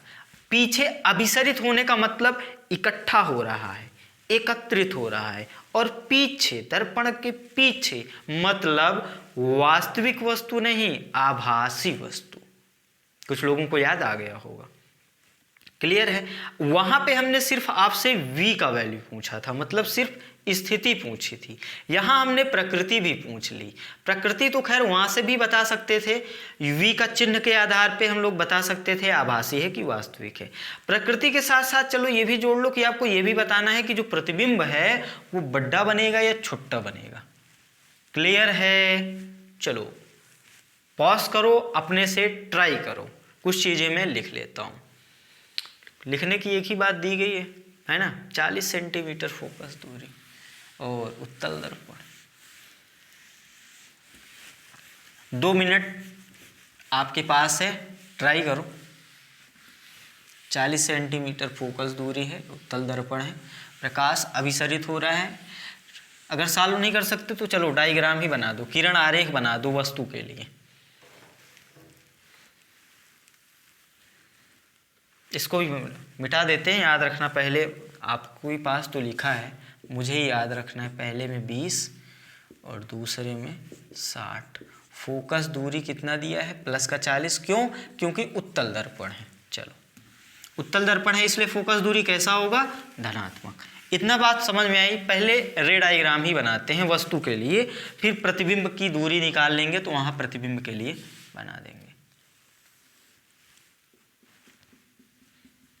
ये उत्तल दर्पण है, ये बाहर वाली सतह परावर्तक सतह है। प्रकाश अभिसरित हो रहा है मतलब इस वस्तु पर एकत्रित हो रहा है। आभासी वस्तु की स्थिति याद करो आप। ये प्रकाश इस बिंदु पे इकट्ठा हो रहा है और इस बिंदु की दूरी पहले वाले पार्ट में 20 सेंटीमीटर है। पहला पार्ट हम सॉल्व करना शुरू कर चुके हैं। क्लियर है। अभी ये प्रकाश किरणें किस तरह से परावर्तित होंगी वो हम तभी बना पाएंगे जब हम v का वैल्यू निकाल लें। क्लियर है। तो चलो f पता है, u भी पता चल गया यहाँ से। अब देखो जिसको अगर ये पता नहीं होगा कि प्रकाश अभिसरित होने का मतलब क्या है तो वो इस u का वैल्यू नहीं बता पाएगा। क्लियर है। तो यहाँ u का वैल्यू कितना होगा, प्लस का 20। क्यों? क्योंकि प्रकाश इस दिशा में आपतित हो रहा है, इस दिशा में ये, और इसको इस दूरी को नापने के लिए आपको इसी दिशा में चलना पड़ेगा ध्रुव से, मतलब प्लस का 20। चलो फार्मूला लगाओ, 1/v + 1/u = 1/f। थोड़ा फास्ट चलते हैं। u का वैल्यू प्लस का 20 = इसका वैल्यू प्लस का 40। बोल लो, लासा लेके सालो करो, ये उधर जाएगा माइनस का जाएगा, 1/40 - 1/20। लासा आ गया 41 - 2 -1/40, मतलब v का वैल्यू माइनस का 40 सेंटीमीटर। माइनस मतलब क्या, माइनस मतलब वास्तविक प्रतिबिंब। माइनस देखो इस दिशा में चल रहे हो तो प्लस, मतलब इस दिशा में जाओगे तो माइनस, मतलब प्रतिबिंब कहीं यहां बन रहा होगा इससे दूना दूरी पर, यहां पर। क्लियर है। मतलब इस ये वाली परावर्तित, इसके लिए जो परावर्तित किरण होगी ऐसे, और इसके लिए जो परावर्तित किरण होगी ऐसे जाएगी। अरे क्लियर हुआ क्या? और ये जो पी आई जो दूरी होगी वो 40 सेंटीमीटर। तो स्थिति बता दिया आपने, दर्पण के सामने, ये दर्पण का पीछे वाला भाग, दर्पण के आगे वाला भाग सामने, दर्पण के सामने प्रतिबिंब बनेगा, 40 सेंटीमीटर की दूरी पर बनेगा, माइनस मतलब वास्तविक बनेगा। अभी हम ये बताएंगे कि उल्टा बनेगा कि सीधा बनेगा। याद करो जो हम पीछे पढ़ रहे थे उत्तल दर्पण के लिए, उत्तल दर्पण के लिए जब वस्तु आभासी होती थी, आभासी वस्तु है, ध्यान रखो, आभासी वस्तु वास्तविक प्रतिबिंब भी बनाता था और आभासी प्रतिबिंब भी बनाता था। यहां से कैसा बन रहा है? वास्तविक। क्लियर है? पॉज करो, कॉपी करो। अभी हमें इस पे एक चीज़ और बताना है, आवर्धन, जिसके आधार पर हम ये बताएंगे कि प्रतिबिंब बड़ा बनेगा कि छोटा बनेगा, है ना। जल्दी से पॉज करके कॉपी कर लो, जल्दी से कर लिए। चलो आवर्धन पे जल्दी से कमेंट कर देते हैं हम लोग। हाँ, यू इतना है, वी इतना है। देखो आवर्धन का फार्मूला जानते हैं हम, माइनस का वी बाई यू, वैल्यू रखो माइनस, वी का वैल्यू निकाल चुके आप माइनस का 40, u का वैल्यू कितना है प्लस का 20, सॉल्व कर लो, ये माइनस माइनस प्लस हो गया, 20 दूना 40, मतलब प्लस का। तो आवर्धन कैसा आ रहा है? धनात्मक। और अगर आवर्धन हो गया धनात्मक तो प्रतिबिंब बनेगा सीधा सीधा। क्लियर है? कॉपी कर लो, पॉज करो, कॉपी करो। ये था पहला वाला पार्ट, जब हम लोग ले रहे थे वस्तु की दूरी, वास्तविक नहीं आभासी वस्तु की दूरी 20 सेंटीमीटर। पॉज कर लिए, कॉपी कर लिए, आगे बढ़ते हैं।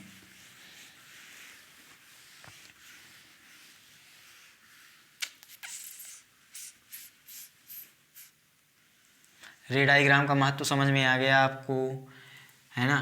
पीछे वाली क्लास में हम लोग पढ़े थे कि जब उत्तल दर्पण के लिए वस्तु आभासी होती है तो उसका प्रतिबिंब जो होता है कैसा बनता है? वास्तविक भी और आभासी भी।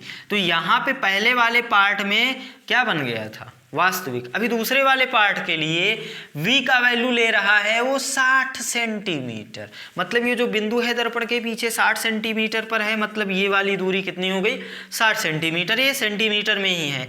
अब इसका किरण आरेख कैसे बनेगा, परावर्तित प्रकाश किरणें कैसे बनेंगी, उसके लिए अपने को v का वैल्यू निकालना पड़ेगा। फार्मूला लगाओ 1/v + 1/u = 1/f। v का वैल्यू निकालना है, प्लस का 1/u का वैल्यू प्लस का 60, 1/f का वैल्यू प्लस का 40, लासा लेके सालो करो, उधर पक्षांतरण करो, 1/40 - 1/60, लासा कितना मिला? 6 चौको 24, 240 माइनस नहीं प्लस का 60, माइनस का 40 मतलब प्लस का 20/240, मतलब v का वैल्यू 2/12, 1 0 कट जाएगा, 12 ऐसे ही किया क्या? अच्छा 6 चौको 24, 2 0, ठीक है। लासा लेके सॉल्व कर लेना आप। लासा के लिए मैं सिंपल क्या करता हूँ, दोनों का गुणा कर देता हूँ, 6 चौको 24, 2 0, और फिर इससे भाग दोगे तो 60 आएगा, यहाँ इससे भाग दोगे तो 40 आएगा, है ना। बनता है आपको, सिंपल सी कैलकुलेशन ही तो है। चलो मतलब v का वैल्यू, अच्छा यहाँ पर आप ध्यान देने वाली बात है चिन्ह की।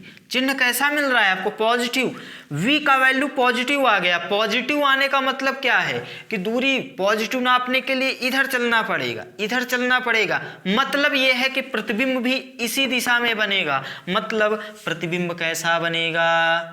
आभासी। आप पिछले वाले पार्ट में पढ़े भी थे कि उत्तल दर्पण के लिए जब वस्तु आभासी होती है तो उसका प्रतिबिंब वास्तविक और आभासी दोनों बनता है। पहले वाले पार्ट में वास्तविक बन रहा था, इस वाले पार्ट में आभासी बन रहा है। मतलब मान लो यहाँ कहीं बन रहा है 120 पर आई, ये दूरी 120 है, सेंटीमीटर में ही होगी। तो अब इसके लिए यदि किरण आरेख बनाना हो तो आभासी प्रतिबिंब की परिभाषा याद करो। आभासी प्रतिबिंब वह बिंदु होता है जहां से परावर्तित प्रकाश किरणें फैलती हुई प्रतीत होती हैं, फैलती हुई प्रतीत होती हैं या अपसरित होती हैं। क्या होती हैं? अपसरित। ये सारी बातें आपको याद रहेगी तो ज़्यादा मज़ा आएगा।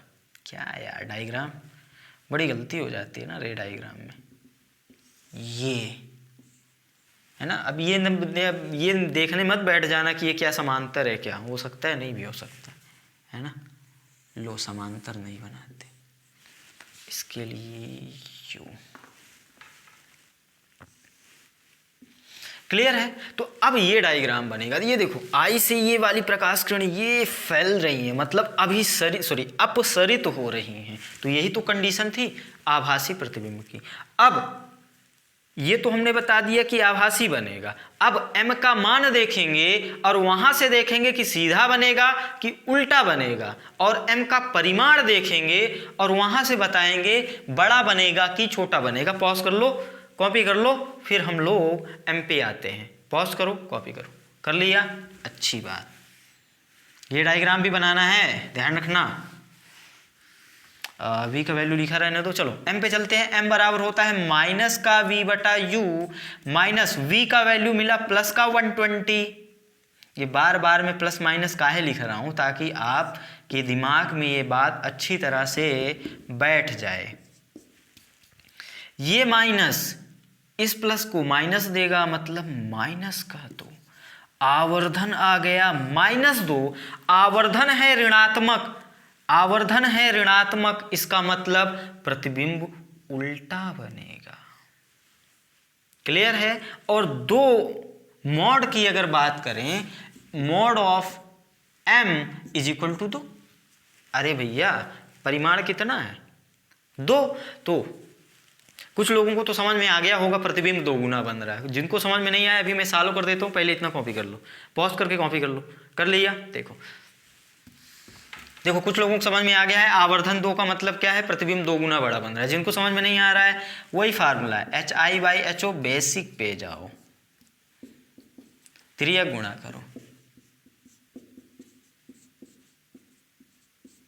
अब जिन लोगों को यहाँ समझ में नहीं आ रहा था, यहाँ तो थोड़ा और मुश्किल हो जाएगी। थोड़ा समझो, आप किसी संख्या में आप 2 का गुणा कर रहे हो तब वो किसी दूसरी संख्या के बराबर हो रही है, मतलब ये संख्या छोटी होगी। अरे ऐसे समझ लो ना यार, 10 बराबर कितना लिखते हो, 2 गुणा 5। इसको HO मान लो, इसको HI मान लो, हो गया ना छोटा। सिंपल सी गणित। पॉज करो, कॉपी करो, पॉज करो, कॉपी करो, कॉपी कर लिया। चलो इसको हटाते हैं और आगे चलते हैं। तो अनुप्रस्थ आवर्धन या आवर्धन से संबंधित अभी देखो सवाल तो बहुत सारे बनाए जा सकते हैं यार। बेसिक कॉन्सेप्ट अब इतने में आपको क्लियर हो गया होगा, है ना। इसमें सबसे इंपॉर्टेंट बात क्या लगी आपको कि m का चिन्ह पता करना, है ना। क्योंकि आप f का चिन्ह तो दर्पण देख के बता दोगे, u का चिन्ह देख के बता दोगे कि दर्पण के सामने रखी है, मतलब वास्तविक है, आभासी है, वहां से बता दोगे। v भी बता दोगे, दिया जाएगा तो नहीं निकाल के बता दोगे। और m के लिए भी आपको ध्यान रखना पड़ेगा, है ना, चिन्ह। और वो अच्छे से क्लियर तभी होगा जब आप सवाल के एक एक शब्दों को बारीकी से पढ़ोगे तब। अब हम लोग अनुदैर्ध्य आवर्धन की छोटी सी बातें कर लेते हैं जल्दी से।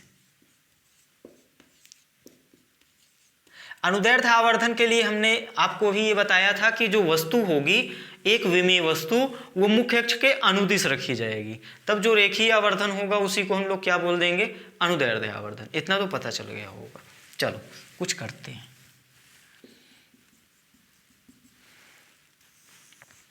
ये अवतल दर्पण है, ये वस्तु ऐसे रखी है,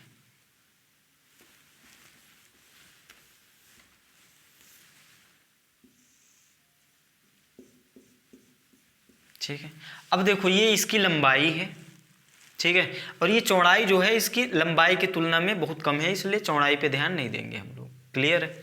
चलो अगर ध्यान देंगे भी तो अभी देख लेते हैं कैसे ध्यान देंगे। ये वस्तु मान लो ए बी वस्तु है। अब देखो ये मुख्य अक्ष के अनुदिश ही तो रखी है, मतलब ये अनुदैर्ध्य वाली स्थिति बनेगी। तो अब इसका जो प्रतिबिंब बनने वाला है, थोड़ा सोचो, ये अवतल दर्पण है, अवतल दर्पण है, तो इसका प्रतिबिंब, ये वस्तु है मुख्य अक्ष के ऊपर है।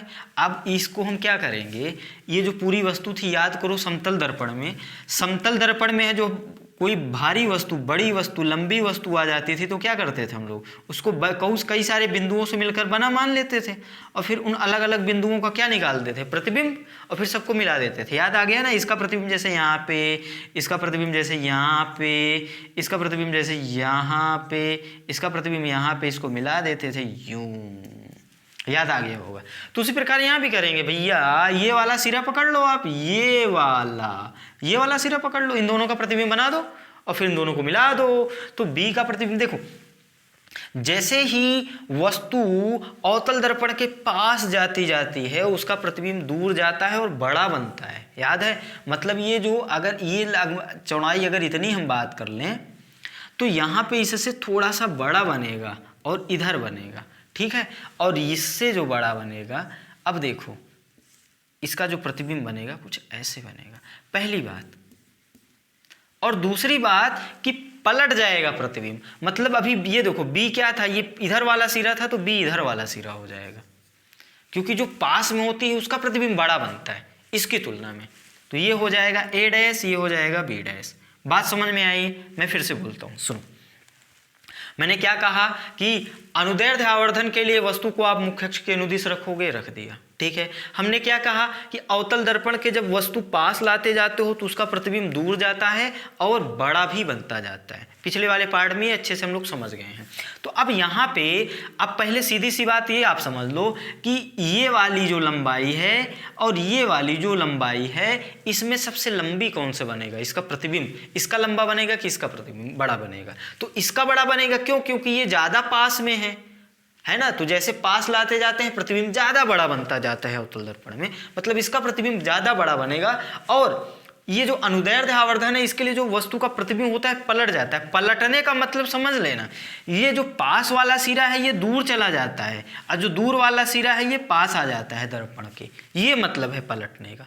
क्लियर है? और ये मुख्य अक्ष के ऊपर है तो मुख्य अक्ष के नीचे बनेगा। तो इसका बना ये यहाँ पे और इसका बना यहाँ पे, इन दोनों को मिला दिए, बस प्रतिबिंब बन गया। क्लियर है? कॉपी कर लो। कर लिया? चलो अब अगर हम फार्मूले की बात करें, इस डायग्राम को शायद हमको हटाना पड़ जाए। कर लिए पॉज? कॉपी कर लिए? चलो तो अब अगर हम इसके फार्मूले की बात करें तो देखो, अब हमने क्या कहा आपको कि इनके दो अलग अलग बिंदुओं को आप मानो वस्तु जैसा और फिर मिला दो। तो अगर इस वाले वस्तु की बात करें हम बी के लिए, ये जो पूरी वस्तु ए बी थी इसको दो भागों में बांट दिया हमने, एक सिरा ये बी वाला लिया है, एक सिरा ई वाला लिया। तो इसका प्रतिबिंब मान लो यहाँ बन रहा था, इतने में ही मान लेते हैं ना, ताकि हमको जगह पर्याप्त मिलती रहे। तो ये हो जाएगा ए डैश और ये हो जाएगा बी डैश। तो यहाँ पे हम क्या करेंगे, इसकी दूरी पता कर लेंगे ध्रुव से। इसकी दूरी मान लो ये है u1, इधर से नाप रहे हैं, चलो u1 इसको मान लो और u2 इसको मान लो। मतलब इस वाले सिरे की ध्रुव से दूरी u2 और इस वाले सिरे की ध्रुव से दूरी u1। तो अब ये वाला इधर बन रहा है तो इस वाले सिरे की दूरी मान लो v1 और इस वाले की मान लो v2। तो अब देखो जो आवर्धन का यहां से फार्मूला मिलेगा, अनुदैर्ध्य को बोलते हैं लॉन्गिट्यूडिनल, ठीक है। तो ये L से लिखते हैं। तो यहां जो ml मिलेगा वो क्या मिलेगा, अब जैसे वहां पे मिलता था प्रतिबिंब की ऊंचाई बटा वस्तु की ऊंचाई hi/ho, तो यहाँ पे लंबाई आ जाएगा, क्योंकि यहाँ पे लंबाई मुख्य अक्ष के अनुदिश रखी गई है। तो अब यहाँ पे चलो लिख देते हैं एक बार, ये मिलेगा, देखो m क्या मिलता था सीधा सा hi/ho। तो यहाँ ऊंचाई हाइट की बात की जा रही थी, यहाँ लेंथ की बात की जाएगी, लंबाई की बात। तो ऊपर प्रतिबिंब आता है, मतलब प्रतिबिंब की लंबाई, प्रतिबिंब की लंबाई बटा वस्तु की लंबाई, है ना। ये जल्दी में लिखने के चक्कर में राइटिंग मेरी थोड़ी ठीक ठाक है ना, ऐसा ना समझ लेना, है ना, राइटिंग अच्छी नहीं है। चलो खैर, यहाँ पे अपने को ये पता चल गया। तो अब यहाँ पे अगर प्रतिबिंब की लंबाई की बात की जाए तो देखो ये वाली दूरी यहाँ से ये वाली दूरी कितनी है, u2, इस बिंदु की दूरी u2 माना था, इसकी दूरी कितनी है u1। ये वाली दूरी कितनी है v1, और ये, अब इसको मिटा दूं ना, ये वाली पूरी दूरी कितनी है v2। तो अगर हम AB की बात करें, AB मतलब वस्तु की लंबाई की बात करें, तो क्या होगा u1 माइनस u2। मॉड ले लो, चलो मॉड क्यों ले रहे हैं कि आप हो सकता है इसको u1 इसको u2 मान लो, है ना, तो घटाना ही तो है। मॉड ले लोगे तो अपने आप परिमाण आ जाएगा, क्योंकि हम यहाँ पे परिमाण की ही बात करेंगे। इसी प्रकार अगर वस्तु, अच्छा ये तो वस्तु लिख दिया, ऊपर प्रतिबिंब लिखना है ना, तो ऊपर प्रतिबिंब के लिए ये लिखना होगा, ये लंबाई लिखना होगा a डैश b डैश। तो ये कैसे मिलेगा v2 माइनस v1 से, और यहाँ मिलेगा u2 माइनस u1 से। बात समझ में आएगी? फार्मूला लिख लो, पॉज करके कॉपी कर लो। कर लिया? चलो कर लिया, ओके। तो ये फार्मूला आपको याद रखना है अनुदैर्ध्य आवर्धन के लिए। अब देखो इसके लिए कि स्पेशल केस ये होता है अनुदैर्ध्य आवर्धन के लिए ही, कि जो वस्तु की लंबाई है ना, वस्तु की लंबाई u की तुलना में, u मतलब क्या, वस्तु की दूरी ध्रुव से, उसकी तुलना में अगर अतिसूक्ष्म हो जाए तो कैसे, जो u है वो बहुत बहुत बहुत बहुत ज़्यादा हो जाए किससे, लंबाई ऑफ ऑब्जेक्ट, वस्तु की लंबाई से, लेंथ। क्लियर है? तो क्या होगा, देखो आप फार्मूला जानते हो 1/v plus 1/u is equal to 1/f। अवकलन कर दो, ठीक है। तो ये मिलेगा कितना, 1/v का कितना होता है, 1/ अवकलन नहीं, सॉरी समाकलन करना है, 1/v का कितना होगा, माइनस का 1/v स्क्वायर dv, और ये कितना होगा माइनस का 1/u स्क्वायर du। ये तो जीरो हो गया, ये कांस्टेंट है ना, फोकस दूरी तो कांस्टेंट रहेगी, ये उधर जाएगा, माइनस से प्लस हो जाएगा, ये माइनस इधर बचा है। तो यदि हम dv/du की बात करें, ये इधर बटा मिला है तो ये उधर चला गया, तो ये मिला माइनस का v²/u स्क्वायर, है ना, पच्छांतरण कर दिया और कुछ भी नहीं किया। ये जो dv क्या था, v था, v अगर हम सिर्फ v की बात करें तो ये था प्रतिबिंब की दूरी, और सिर्फ u की बात करें तो ये था वस्तु की दूरी, कहाँ से, ध्रुव से। लेकिन अगर हम dv की बात करेंगे तो ये हो जाएगी वस्तु की लंबाई, और सॉरी प्रतिबिंब की लंबाई, और du क्या हो जाएगा, वस्तु की लंबाई। बात समझ में आ गई? तो यहाँ से वह प्रतिबिंब की लंबाई बटा वस्तु की लंबाई बराबर माइनस का v²/u स्क्वायर। ये जो प्रतिबिंब की लंबाई बटा वस्तु की लंबाई, यही तो है क्या, ml। तो यहाँ से जो फार्मूला मिला ml is equal to minus का v²/u स्क्वायर, इसको और सिंप्लीफाई करो तो v/u का होल स्क्वायर, v/u को ही तो हमने क्या बोला था, m।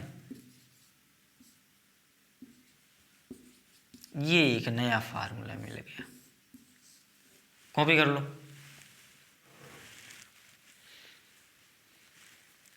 पॉज करो, कॉपी करो।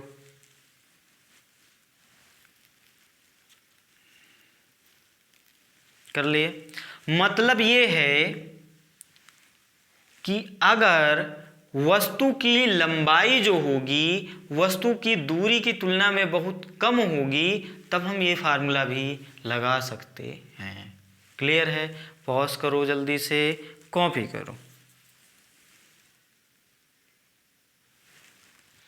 चलो ये सवाल एक सामने लिखा है आपके, इसको सॉल्व करना है। पॉज करके अपने से ट्राई करो। पहले सवाल समझ लो क्या कह रहा है। कह रहा है 5 सेंटीमीटर लंबाई की एक वस्तु 15 सेंटीमीटर फोकस दूरी वाले एक अवतल दर्पण के मुख्य अक्ष के अनुदिश, ये देखो मुख्य अक्ष के अनुदिश इस प्रकार रखी गई है कि इसका प्रतिबिंब वास्तविक बन रहा है और बड़ा बन रहा है, वास्तविक और बड़ा बन रहा है, और क्षण के एक सिरे को छू रहा है। वाह, m निकालना है, आवर्धन निकालना है। क्लियर है? पॉज करो, अपने से ट्राई करो। मैं कुछ बातें लिख रहा हूं तब से।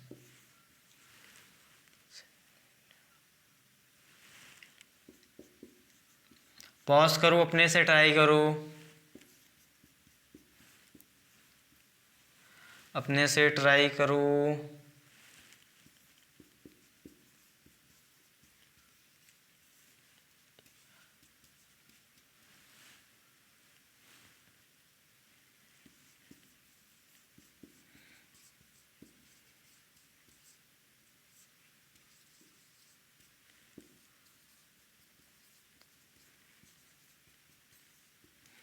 चलो आ गया होगा आंसर कुछ लोगों का। चलो मैच करा लो यहाँ पे, अभी सालों कर रहे हैं तो, है ना। देखो ट्राई तो करना पड़ेगा आपको, थोड़ा एफर्ट तो लगाना पड़ेगा, है ना। ऐसे ही पेन रख के बैठ जाओगे, कराएंगे सर तो समझ लेंगे, तो ठीक है, समझ में तो आ जाएगा आपको, रिवीजन कर लोगे, अच्छी बात है।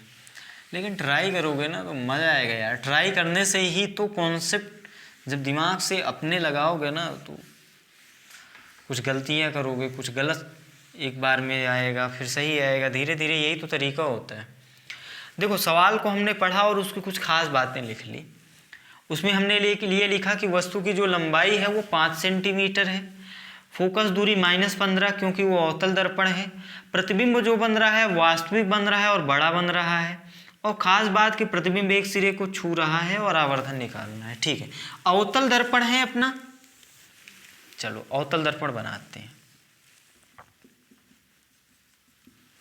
और जो वस्तु रखी है वो मुख्य अक्ष के अनुदिश रखी है। थोड़ी और बड़ी बना दें, चलो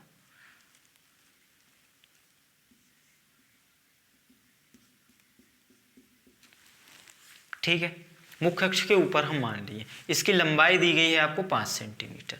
अब चलो प्रतिबिंब वास्तविक बन रहा है, अवतल दर्पण वास्तविक प्रतिबिंब बनाएगा, मतलब यहीं कहीं बनाएगा, उल्टा बना देगा। क्लियर है, ये भी समझ में आता है। बड़ा बना रहा है, ठीक है, एक सिरे को छू रहा है। इसका अगर मतलब हम समझना चाहें, मतलब ये जो वस्तु है इसका जो प्रतिबिंब बनेगा वो इस क्षण के, ये जो वस्तु है उसका एक सिरा छुएगा। कैसे बन सकता है? अगर इस वाले सिरे को छूता हुआ अगर हम इसका प्रतिबिंब बनाएं तो प्रतिबिंब कुछ ऐसा बनेगा। बोलो, एक स्थिति तो ये हो गई।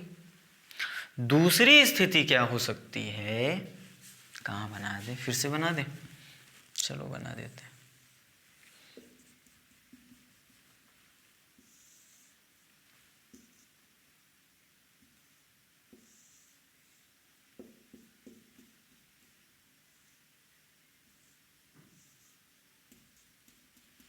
देखो अगर इस वाले को, लास्ट वाले सिरे को अगर छुएगा प्रतिबिंब तो ऐसा बन सकता है, अगर इस वाले सिरे को छुएगा तो प्रतिबिंब ऐसा बन सकता है।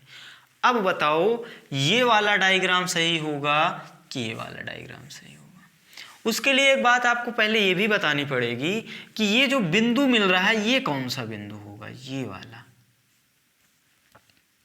इसके लिए ये वाला बिंदु, ये जो मुख्य अक्ष पर ये बिंदु मिलेगा ना, ये कौन सा बिंदु होगा? कुछ लोगों को क्लिक हो गया होगा, वक्रता केंद्र। क्योंकि वक्रता केंद्र पे जब हम वस्तु रखते हैं तो उसका प्रतिबिंब वक्रता केंद्र पर ही बनता है, समान लंबाई का बनता है। याद आया? मतलब ये वाला बिंदु क्या होगा? वक्रता केंद्र। इतना तो समझ में आ गया, चलो बहुत अच्छी बात। अब थोड़ा ये सोचना पड़ेगा आपको कि ये वाली स्थिति सही है कि ये वाली स्थिति सही है। तो उसके लिए इस बात पे अगर हम ध्यान दें कि प्रतिबिंब बड़ा बन रहा है, और आपको याद हो अवतल दर्पण के लिए जब हम वस्तु को पास लाते जाते हैं तब प्रतिबिंब बड़ा बनता है और पीछे बनता है। प्रतिबिंब पीछे बनता है, बड़ा बनता है। तो इस वाले सिरे का, पहले यहाँ पे आते हैं, इस वाले सिरे का तो प्रतिबिंब यही बन गया, मतलब ये वक्रता केंद्र हो गया। अब ये वक्रता केंद्र के जब पीछे वस्तु रखी जाती है अनंत और वक्रता केंद्र के बीच में, तब याद करो प्रतिबिंब छोटा बनता है। कैसा बनता है प्रतिबिंब? अरे याद भी है, वो कंडीशन से याद रखनी है तभी सवाल बनेंगे अच्छे अच्छे। ये वक्रता केंद्र अगर हो गया तो वक्रता केंद्र के पीछे, भाई इस सिरे की बात करते हैं, हमने क्या कहा था, वस्तु पे आप दो सिरे मान लो कोने वाले, तो इस सिरे की अगर हम बात करें तो ये सिरा कहाँ पड़ेगा, अनंत और वक्रता केंद्र के बीच में। अनंत और वक्रता केंद्र के बीच में अगर वस्तु होती है तो अवतल दर्पण उसका प्रतिबिंब छोटा बनाता है। कैसा, सवाल में दिया गया है बड़ा, तो ये कंडीशन नहीं होगी। इसको चेक करो, इसको चेक करो। अगर इस वाले सिरे की हम बात करें तो ये सिरा कहाँ फंसेगा, वक्रता केंद्र और ध्रुव के बीच में। और अगर वक्रता केंद्र और ध्रुव के बीच में वस्तु आती जाती है तो उसका प्रतिबिंब पीछे बनता है, बड़ा बनता है, बड़ा बनता है, पीछे बनता है। मतलब ये वाली कंडीशन अपनी सही है। क्लियर? क्वेश्चन का खास बात समझ में आ गया होगा आपको, बात समझ में आ गई। इसको भी बनाना है आपको सॉल्यूशन में और फिर इसको काट देना है। क्यों? क्योंकि ये वाला जो बिंदु मिलेगा ये अनंत और वक्रता केंद्र के बीच में, इसका प्रतिबिंब छोटा बन जाएगा। सवाल दिया है बड़ा, इसलिए ये कंडीशन सही नहीं होगी। बात समझ में आ गई आप? अच्छी बात। चलो यहाँ पे अब कर लेते हैं बात। अब हमने ये तो बना लिया कि चलो डायग्राम ऐसे बनेगा। अब कुछ बातें करनी है, जैसे फोकस दूरी आपको 15 दी गई है, तो अगर ये वक्रता केंद्र होगा तो ये दूरी 30 हो जाएगी, है ना, सेंटीमीटर में होगी, वो नहीं लिख रहा हूँ मैं। ओके, अच्छा ये बताओ हमको, ये जो लंबाई दी गई है ये 5 सेंटीमीटर है, दी गई है ना 5। बात समझ में आई? और ये हो गई 30 और ये हो गई 5, तो ये दूरी कितनी बची? अरे ये 5 पूरा 30, तो ये बची 25। बोलो, अरे यार बोलो। और अगर इसकी फोकस दूरी 15, फोकस दूरी कितना होगी 15, मतलब अगर ये पूरा 25 है तो 15 यहाँ कहीं होगा, मतलब फोकस यहाँ कहीं होगा। डायग्राम कहीं छोटा तो नहीं दिख रहा है आपको, बड़ा चाहिए।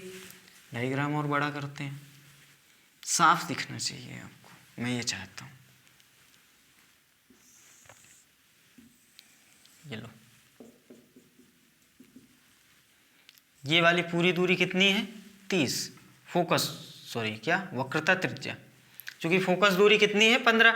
अब ये 5 है तो ये पूरा कितना बचा 25, यहाँ से यहाँ तक। और देखो यहाँ पे फोकस दूरी है 15 तो ये 25 है, तो 15 यहाँ कहीं होगा, ये 15, तो ये कौन सा बिंदु मिल गया फोकस। अगर ये 15 तो ये पूरा 25, तो ये कितना 10। आप कहोगे ये काहे ये सारी चीजें निकाल रहे हैं, क्यों निकाल रहे हैं? क्योंकि हमने क्या कहा था, अनुदैर्ध्य आवर्धन के लिए वस्तु के दोनों कोनों के प्रतिबिंब निकालने पड़ेंगे आपको। तो इस कोने का प्रतिबिंब, इस कोने का प्रतिबिंब, मतलब इसके लिए v का वैल्यू, इसके लिए v का वैल्यू, तो भैया पहले u का वैल्यू इसके लिए पता करना पड़ेगा ना, तभी तो इसके लिए v का वैल्यू निकालेंगे, इसके लिए v का वैल्यू निकालेंगे, दोनों का अंतर ले लेंगे तो आ जाएगी प्रतिबिंब की लंबाई। यहाँ वस्तु की लंबाई दी गई है, फार्मूला लगा के निकाल लेंगे। आप कहोगे ऐसा है, एक फार्मूला ये भी तो मिला था माइनस का क्या m स्क्वायर, m बोले तो एक लाइन और लिख लो, चलो यहीं लिख देते हैं। आप कहोगे एक फार्मूला ये भी तो मिला था माइनस का v square by you square, इसको काहे नहीं लगाएंगे? हम कहेंगे ये फार्मूला तभी लगाते हैं जब वस्तु की लंबाई u की तुलना में बहुत कम हो, लगभग ना के बराबर। यहाँ पर लंबाई तो दी गई है कितना 5 सेंटीमीटर। अगर इसके लिए हम u की बात करें तो मध्य बिंदु से, चूंकि इस पूरे के लिए मध्य बिंदु से ही निकालेंगे, तो ये हो गया मध्य बिंदु की बात करेंगे तो 2.5 हो जाएगा और ये 25 हो गया। तो u का वैल्यू, अगर हम इस पूरी वस्तु के लिए बात करें तो u का वैल्यू कितना हो जाएगा, 25 में 2.5 जोड़ो 27.5 सेंटीमीटर। आपको क्या लग रहा है क्या कि 27.5 की तुलना में 5 सेंटीमीटर बहुत कम है? नहीं, ये भी सेंटीमीटर, ये भी सेंटीमीटर, कम नहीं है, इसलिए ये वाला फार्मूला हम नहीं लगा सकते, ध्यान रखना। बात समझ में आ गई? तो क्या करेंगे हम, उस क्षण के दोनों सिरों के संगत प्रतिबिंब निकालेंगे, उनका अंतर ले लेंगे, प्रतिबिंब की लंबाई मिल जाएगी। तो इसीलिए इस बिंदु को ए मान ले, इस बिंदु को बी मान ले। तो अब देखो इतना लिख लो, ये भी लिख लो, ये भी लिख लो, फिर हम लोग चलते हैं सॉल्व करने। इसको मिटा दें, मिटा देते हैं, 5 15 याद है, वहां बना भी दिया है। चलो अब हम एक बार v का वैल्यू निकालेंगे a के लिए और एक बार निकालेंगे c के लिए। c के लिए तो अपने को पता है, चलो फिर भी a से शुरू करते हैं। a के लिए आपको u पता है, अब ये समझ गए ना क्या है। a के लिए u पता है आपको, ये वाली दूरी कितनी 25 माइनस का 25, क्यों? अरे वास्तविक वस्तु है। f का वैल्यू माइनस का 15, बोलो क्यों? क्योंकि अवतल दर्पण है। फार्मूला लगाओ 1/v plus 1/u is equal to 1/f। 1/v निकालना है, 1/u का वैल्यू माइनस का 25, 1/f का वैल्यू माइनस का 15। लासा लेके सालों करना बनता है आपसे। चलो इसको मैं डायरेक्ट ये मान बोल देता हूं आपको।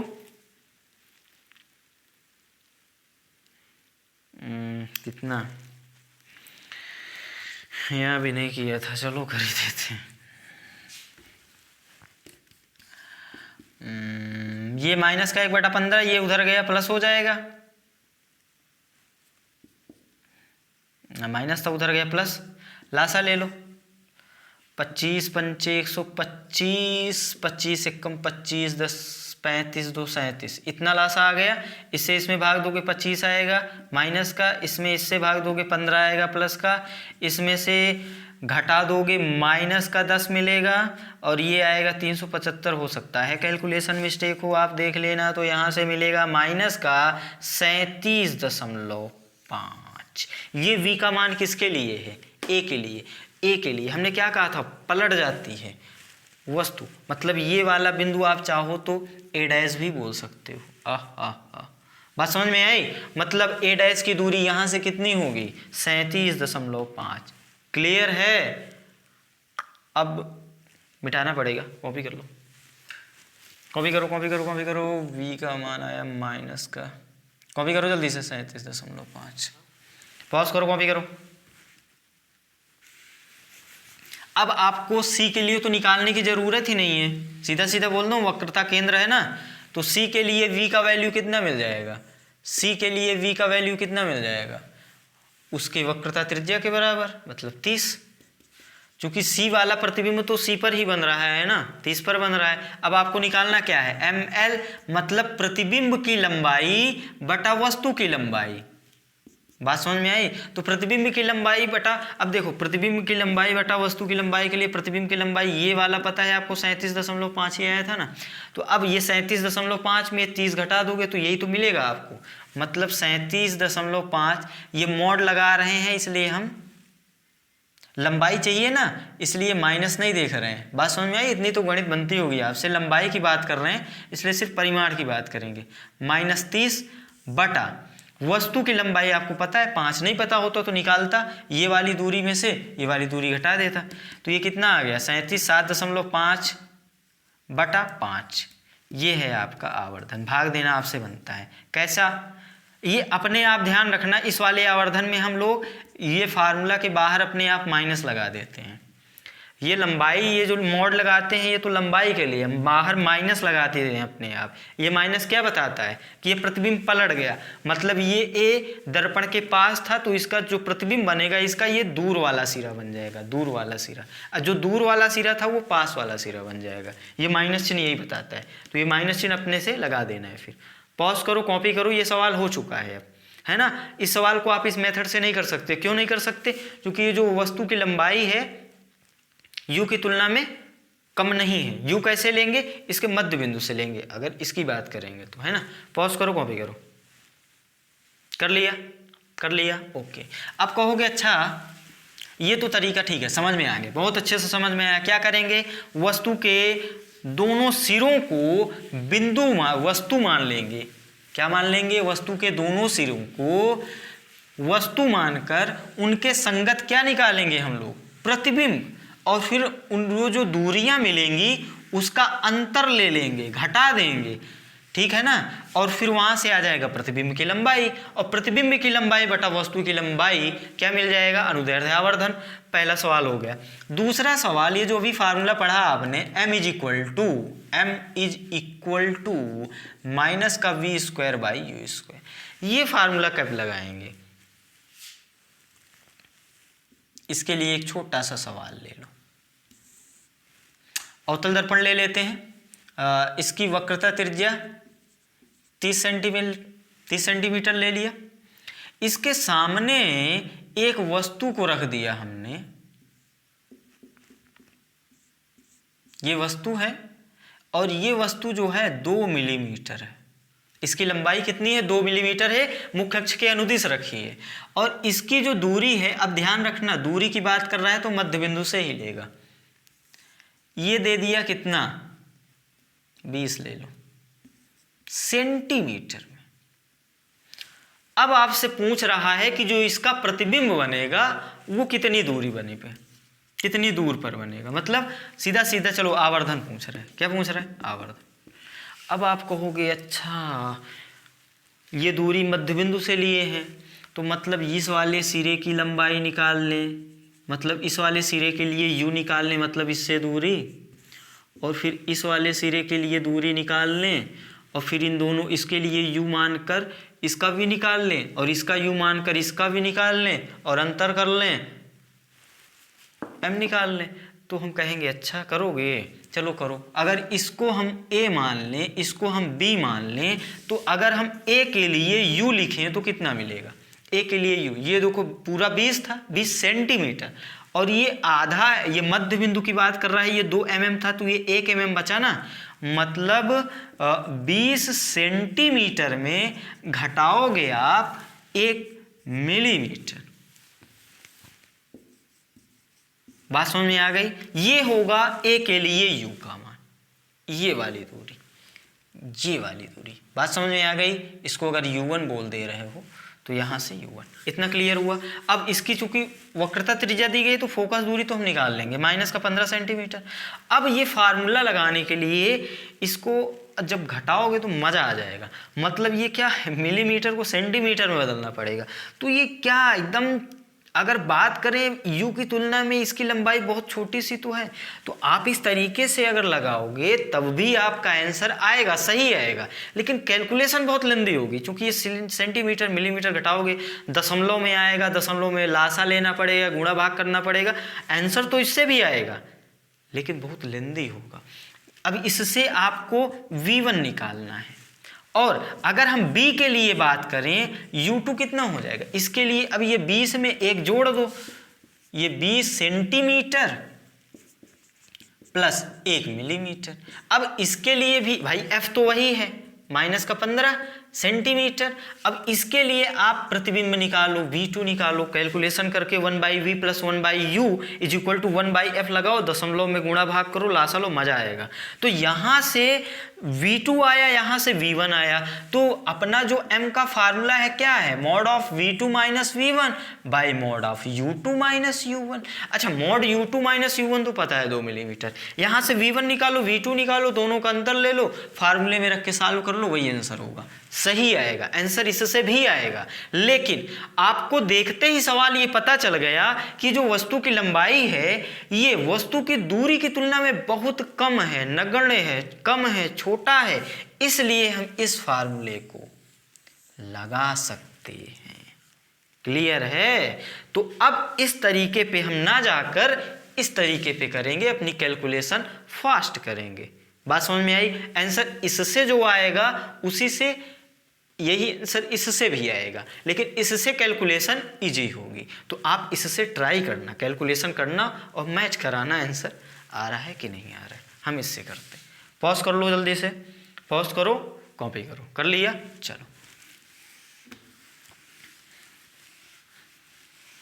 अब हमको पता चल गया कि जो LO है, LO मतलब लेंथ ऑफ ऑब्जेक्ट, बहुत छोटा है u से, तो हम ये फार्मूला लगाएंगे। अब ये फार्मूला लगाने के लिए v तो निकालना पड़ेगा। u आपको गिवन है -20, f आपको गिवन है -15, फार्मूला लगाओ 1/v + 1/u = 1/f। अब ध्यान रखना, यहाँ से जो v आएगा ना वही क्या हो जाएगा इसके लिए v। चूंकि ये बहुत कम दूरी है तो ये दूर से देखोगे, देखो आप वैसे भी जानते हो कि चाहे जितनी बड़ी वस्तु है अगर बहुत दूर से देखते हैं तो छोटा ही तो दिखता है। जैसे आप जानते हो पृथ्वी बहुत बड़ा ग्रह है दूर से देखते हैं छोटा दिखता है, सूर्य आप जानते हो कितना बड़ा है, यहाँ से देख तो छोटा सा लगता है। तो ये जो 2 मिलीमीटर है इसके एकदम पास में जाके देखोगे तब तो बड़ा दिखेगा, यहाँ से देखोगे तो कैसा लगेगा, ये बिंदु वस्तु जैसा छोटा लगेगा, क्योंकि ये दूरी 20 सेंटीमीटर है। क्लियर है? मतलब इसके लिए जो v का वैल्यू आएगा वो उसकी लंबाई के आसपास आएगा, लंबाई के आसपास नहीं, मतलब उसके लिए ये बिंदु वस्तु जैसा व्यवहार करेगा। वैल्यू रखो, सॉल्व करो। u का वैल्यू -20, -15, लासा लेके सॉल्व कर लो जल्दी से। हमने सॉल्व नहीं किया है इसलिए हम कर देते हैं एक बार, नहीं डायरेक्ट आंसर आपको बता देते। ये उधर गया प्लस का हो गया, लासा कितना हो गया, 15 दूना 30, 300, तो -20 + 15 -5, 300, तो ये तो 1/v आया। तो यहाँ से जब सॉल्व करोगे तो v का वैल्यू कितना आया, 5 छक्का 30, माइनस का 60, कितना आया, -60। अब आप आवर्धन पहले कॉपी कर लो, इतना पॉज करके कॉपी कर लो। अब देखो v का वैल्यू पता हो गई, u अपने को पता है, तो जो ml होगा, अब ये फार्मूला लगा सकते हैं हम लोग, वैल्यू रख दो, आंसर ले लो बस। -v का वैल्यू 60,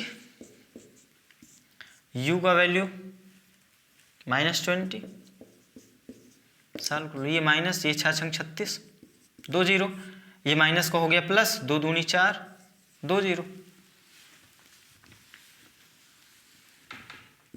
माइनस, ये 2 0 कट गए, 4 9 36, -9।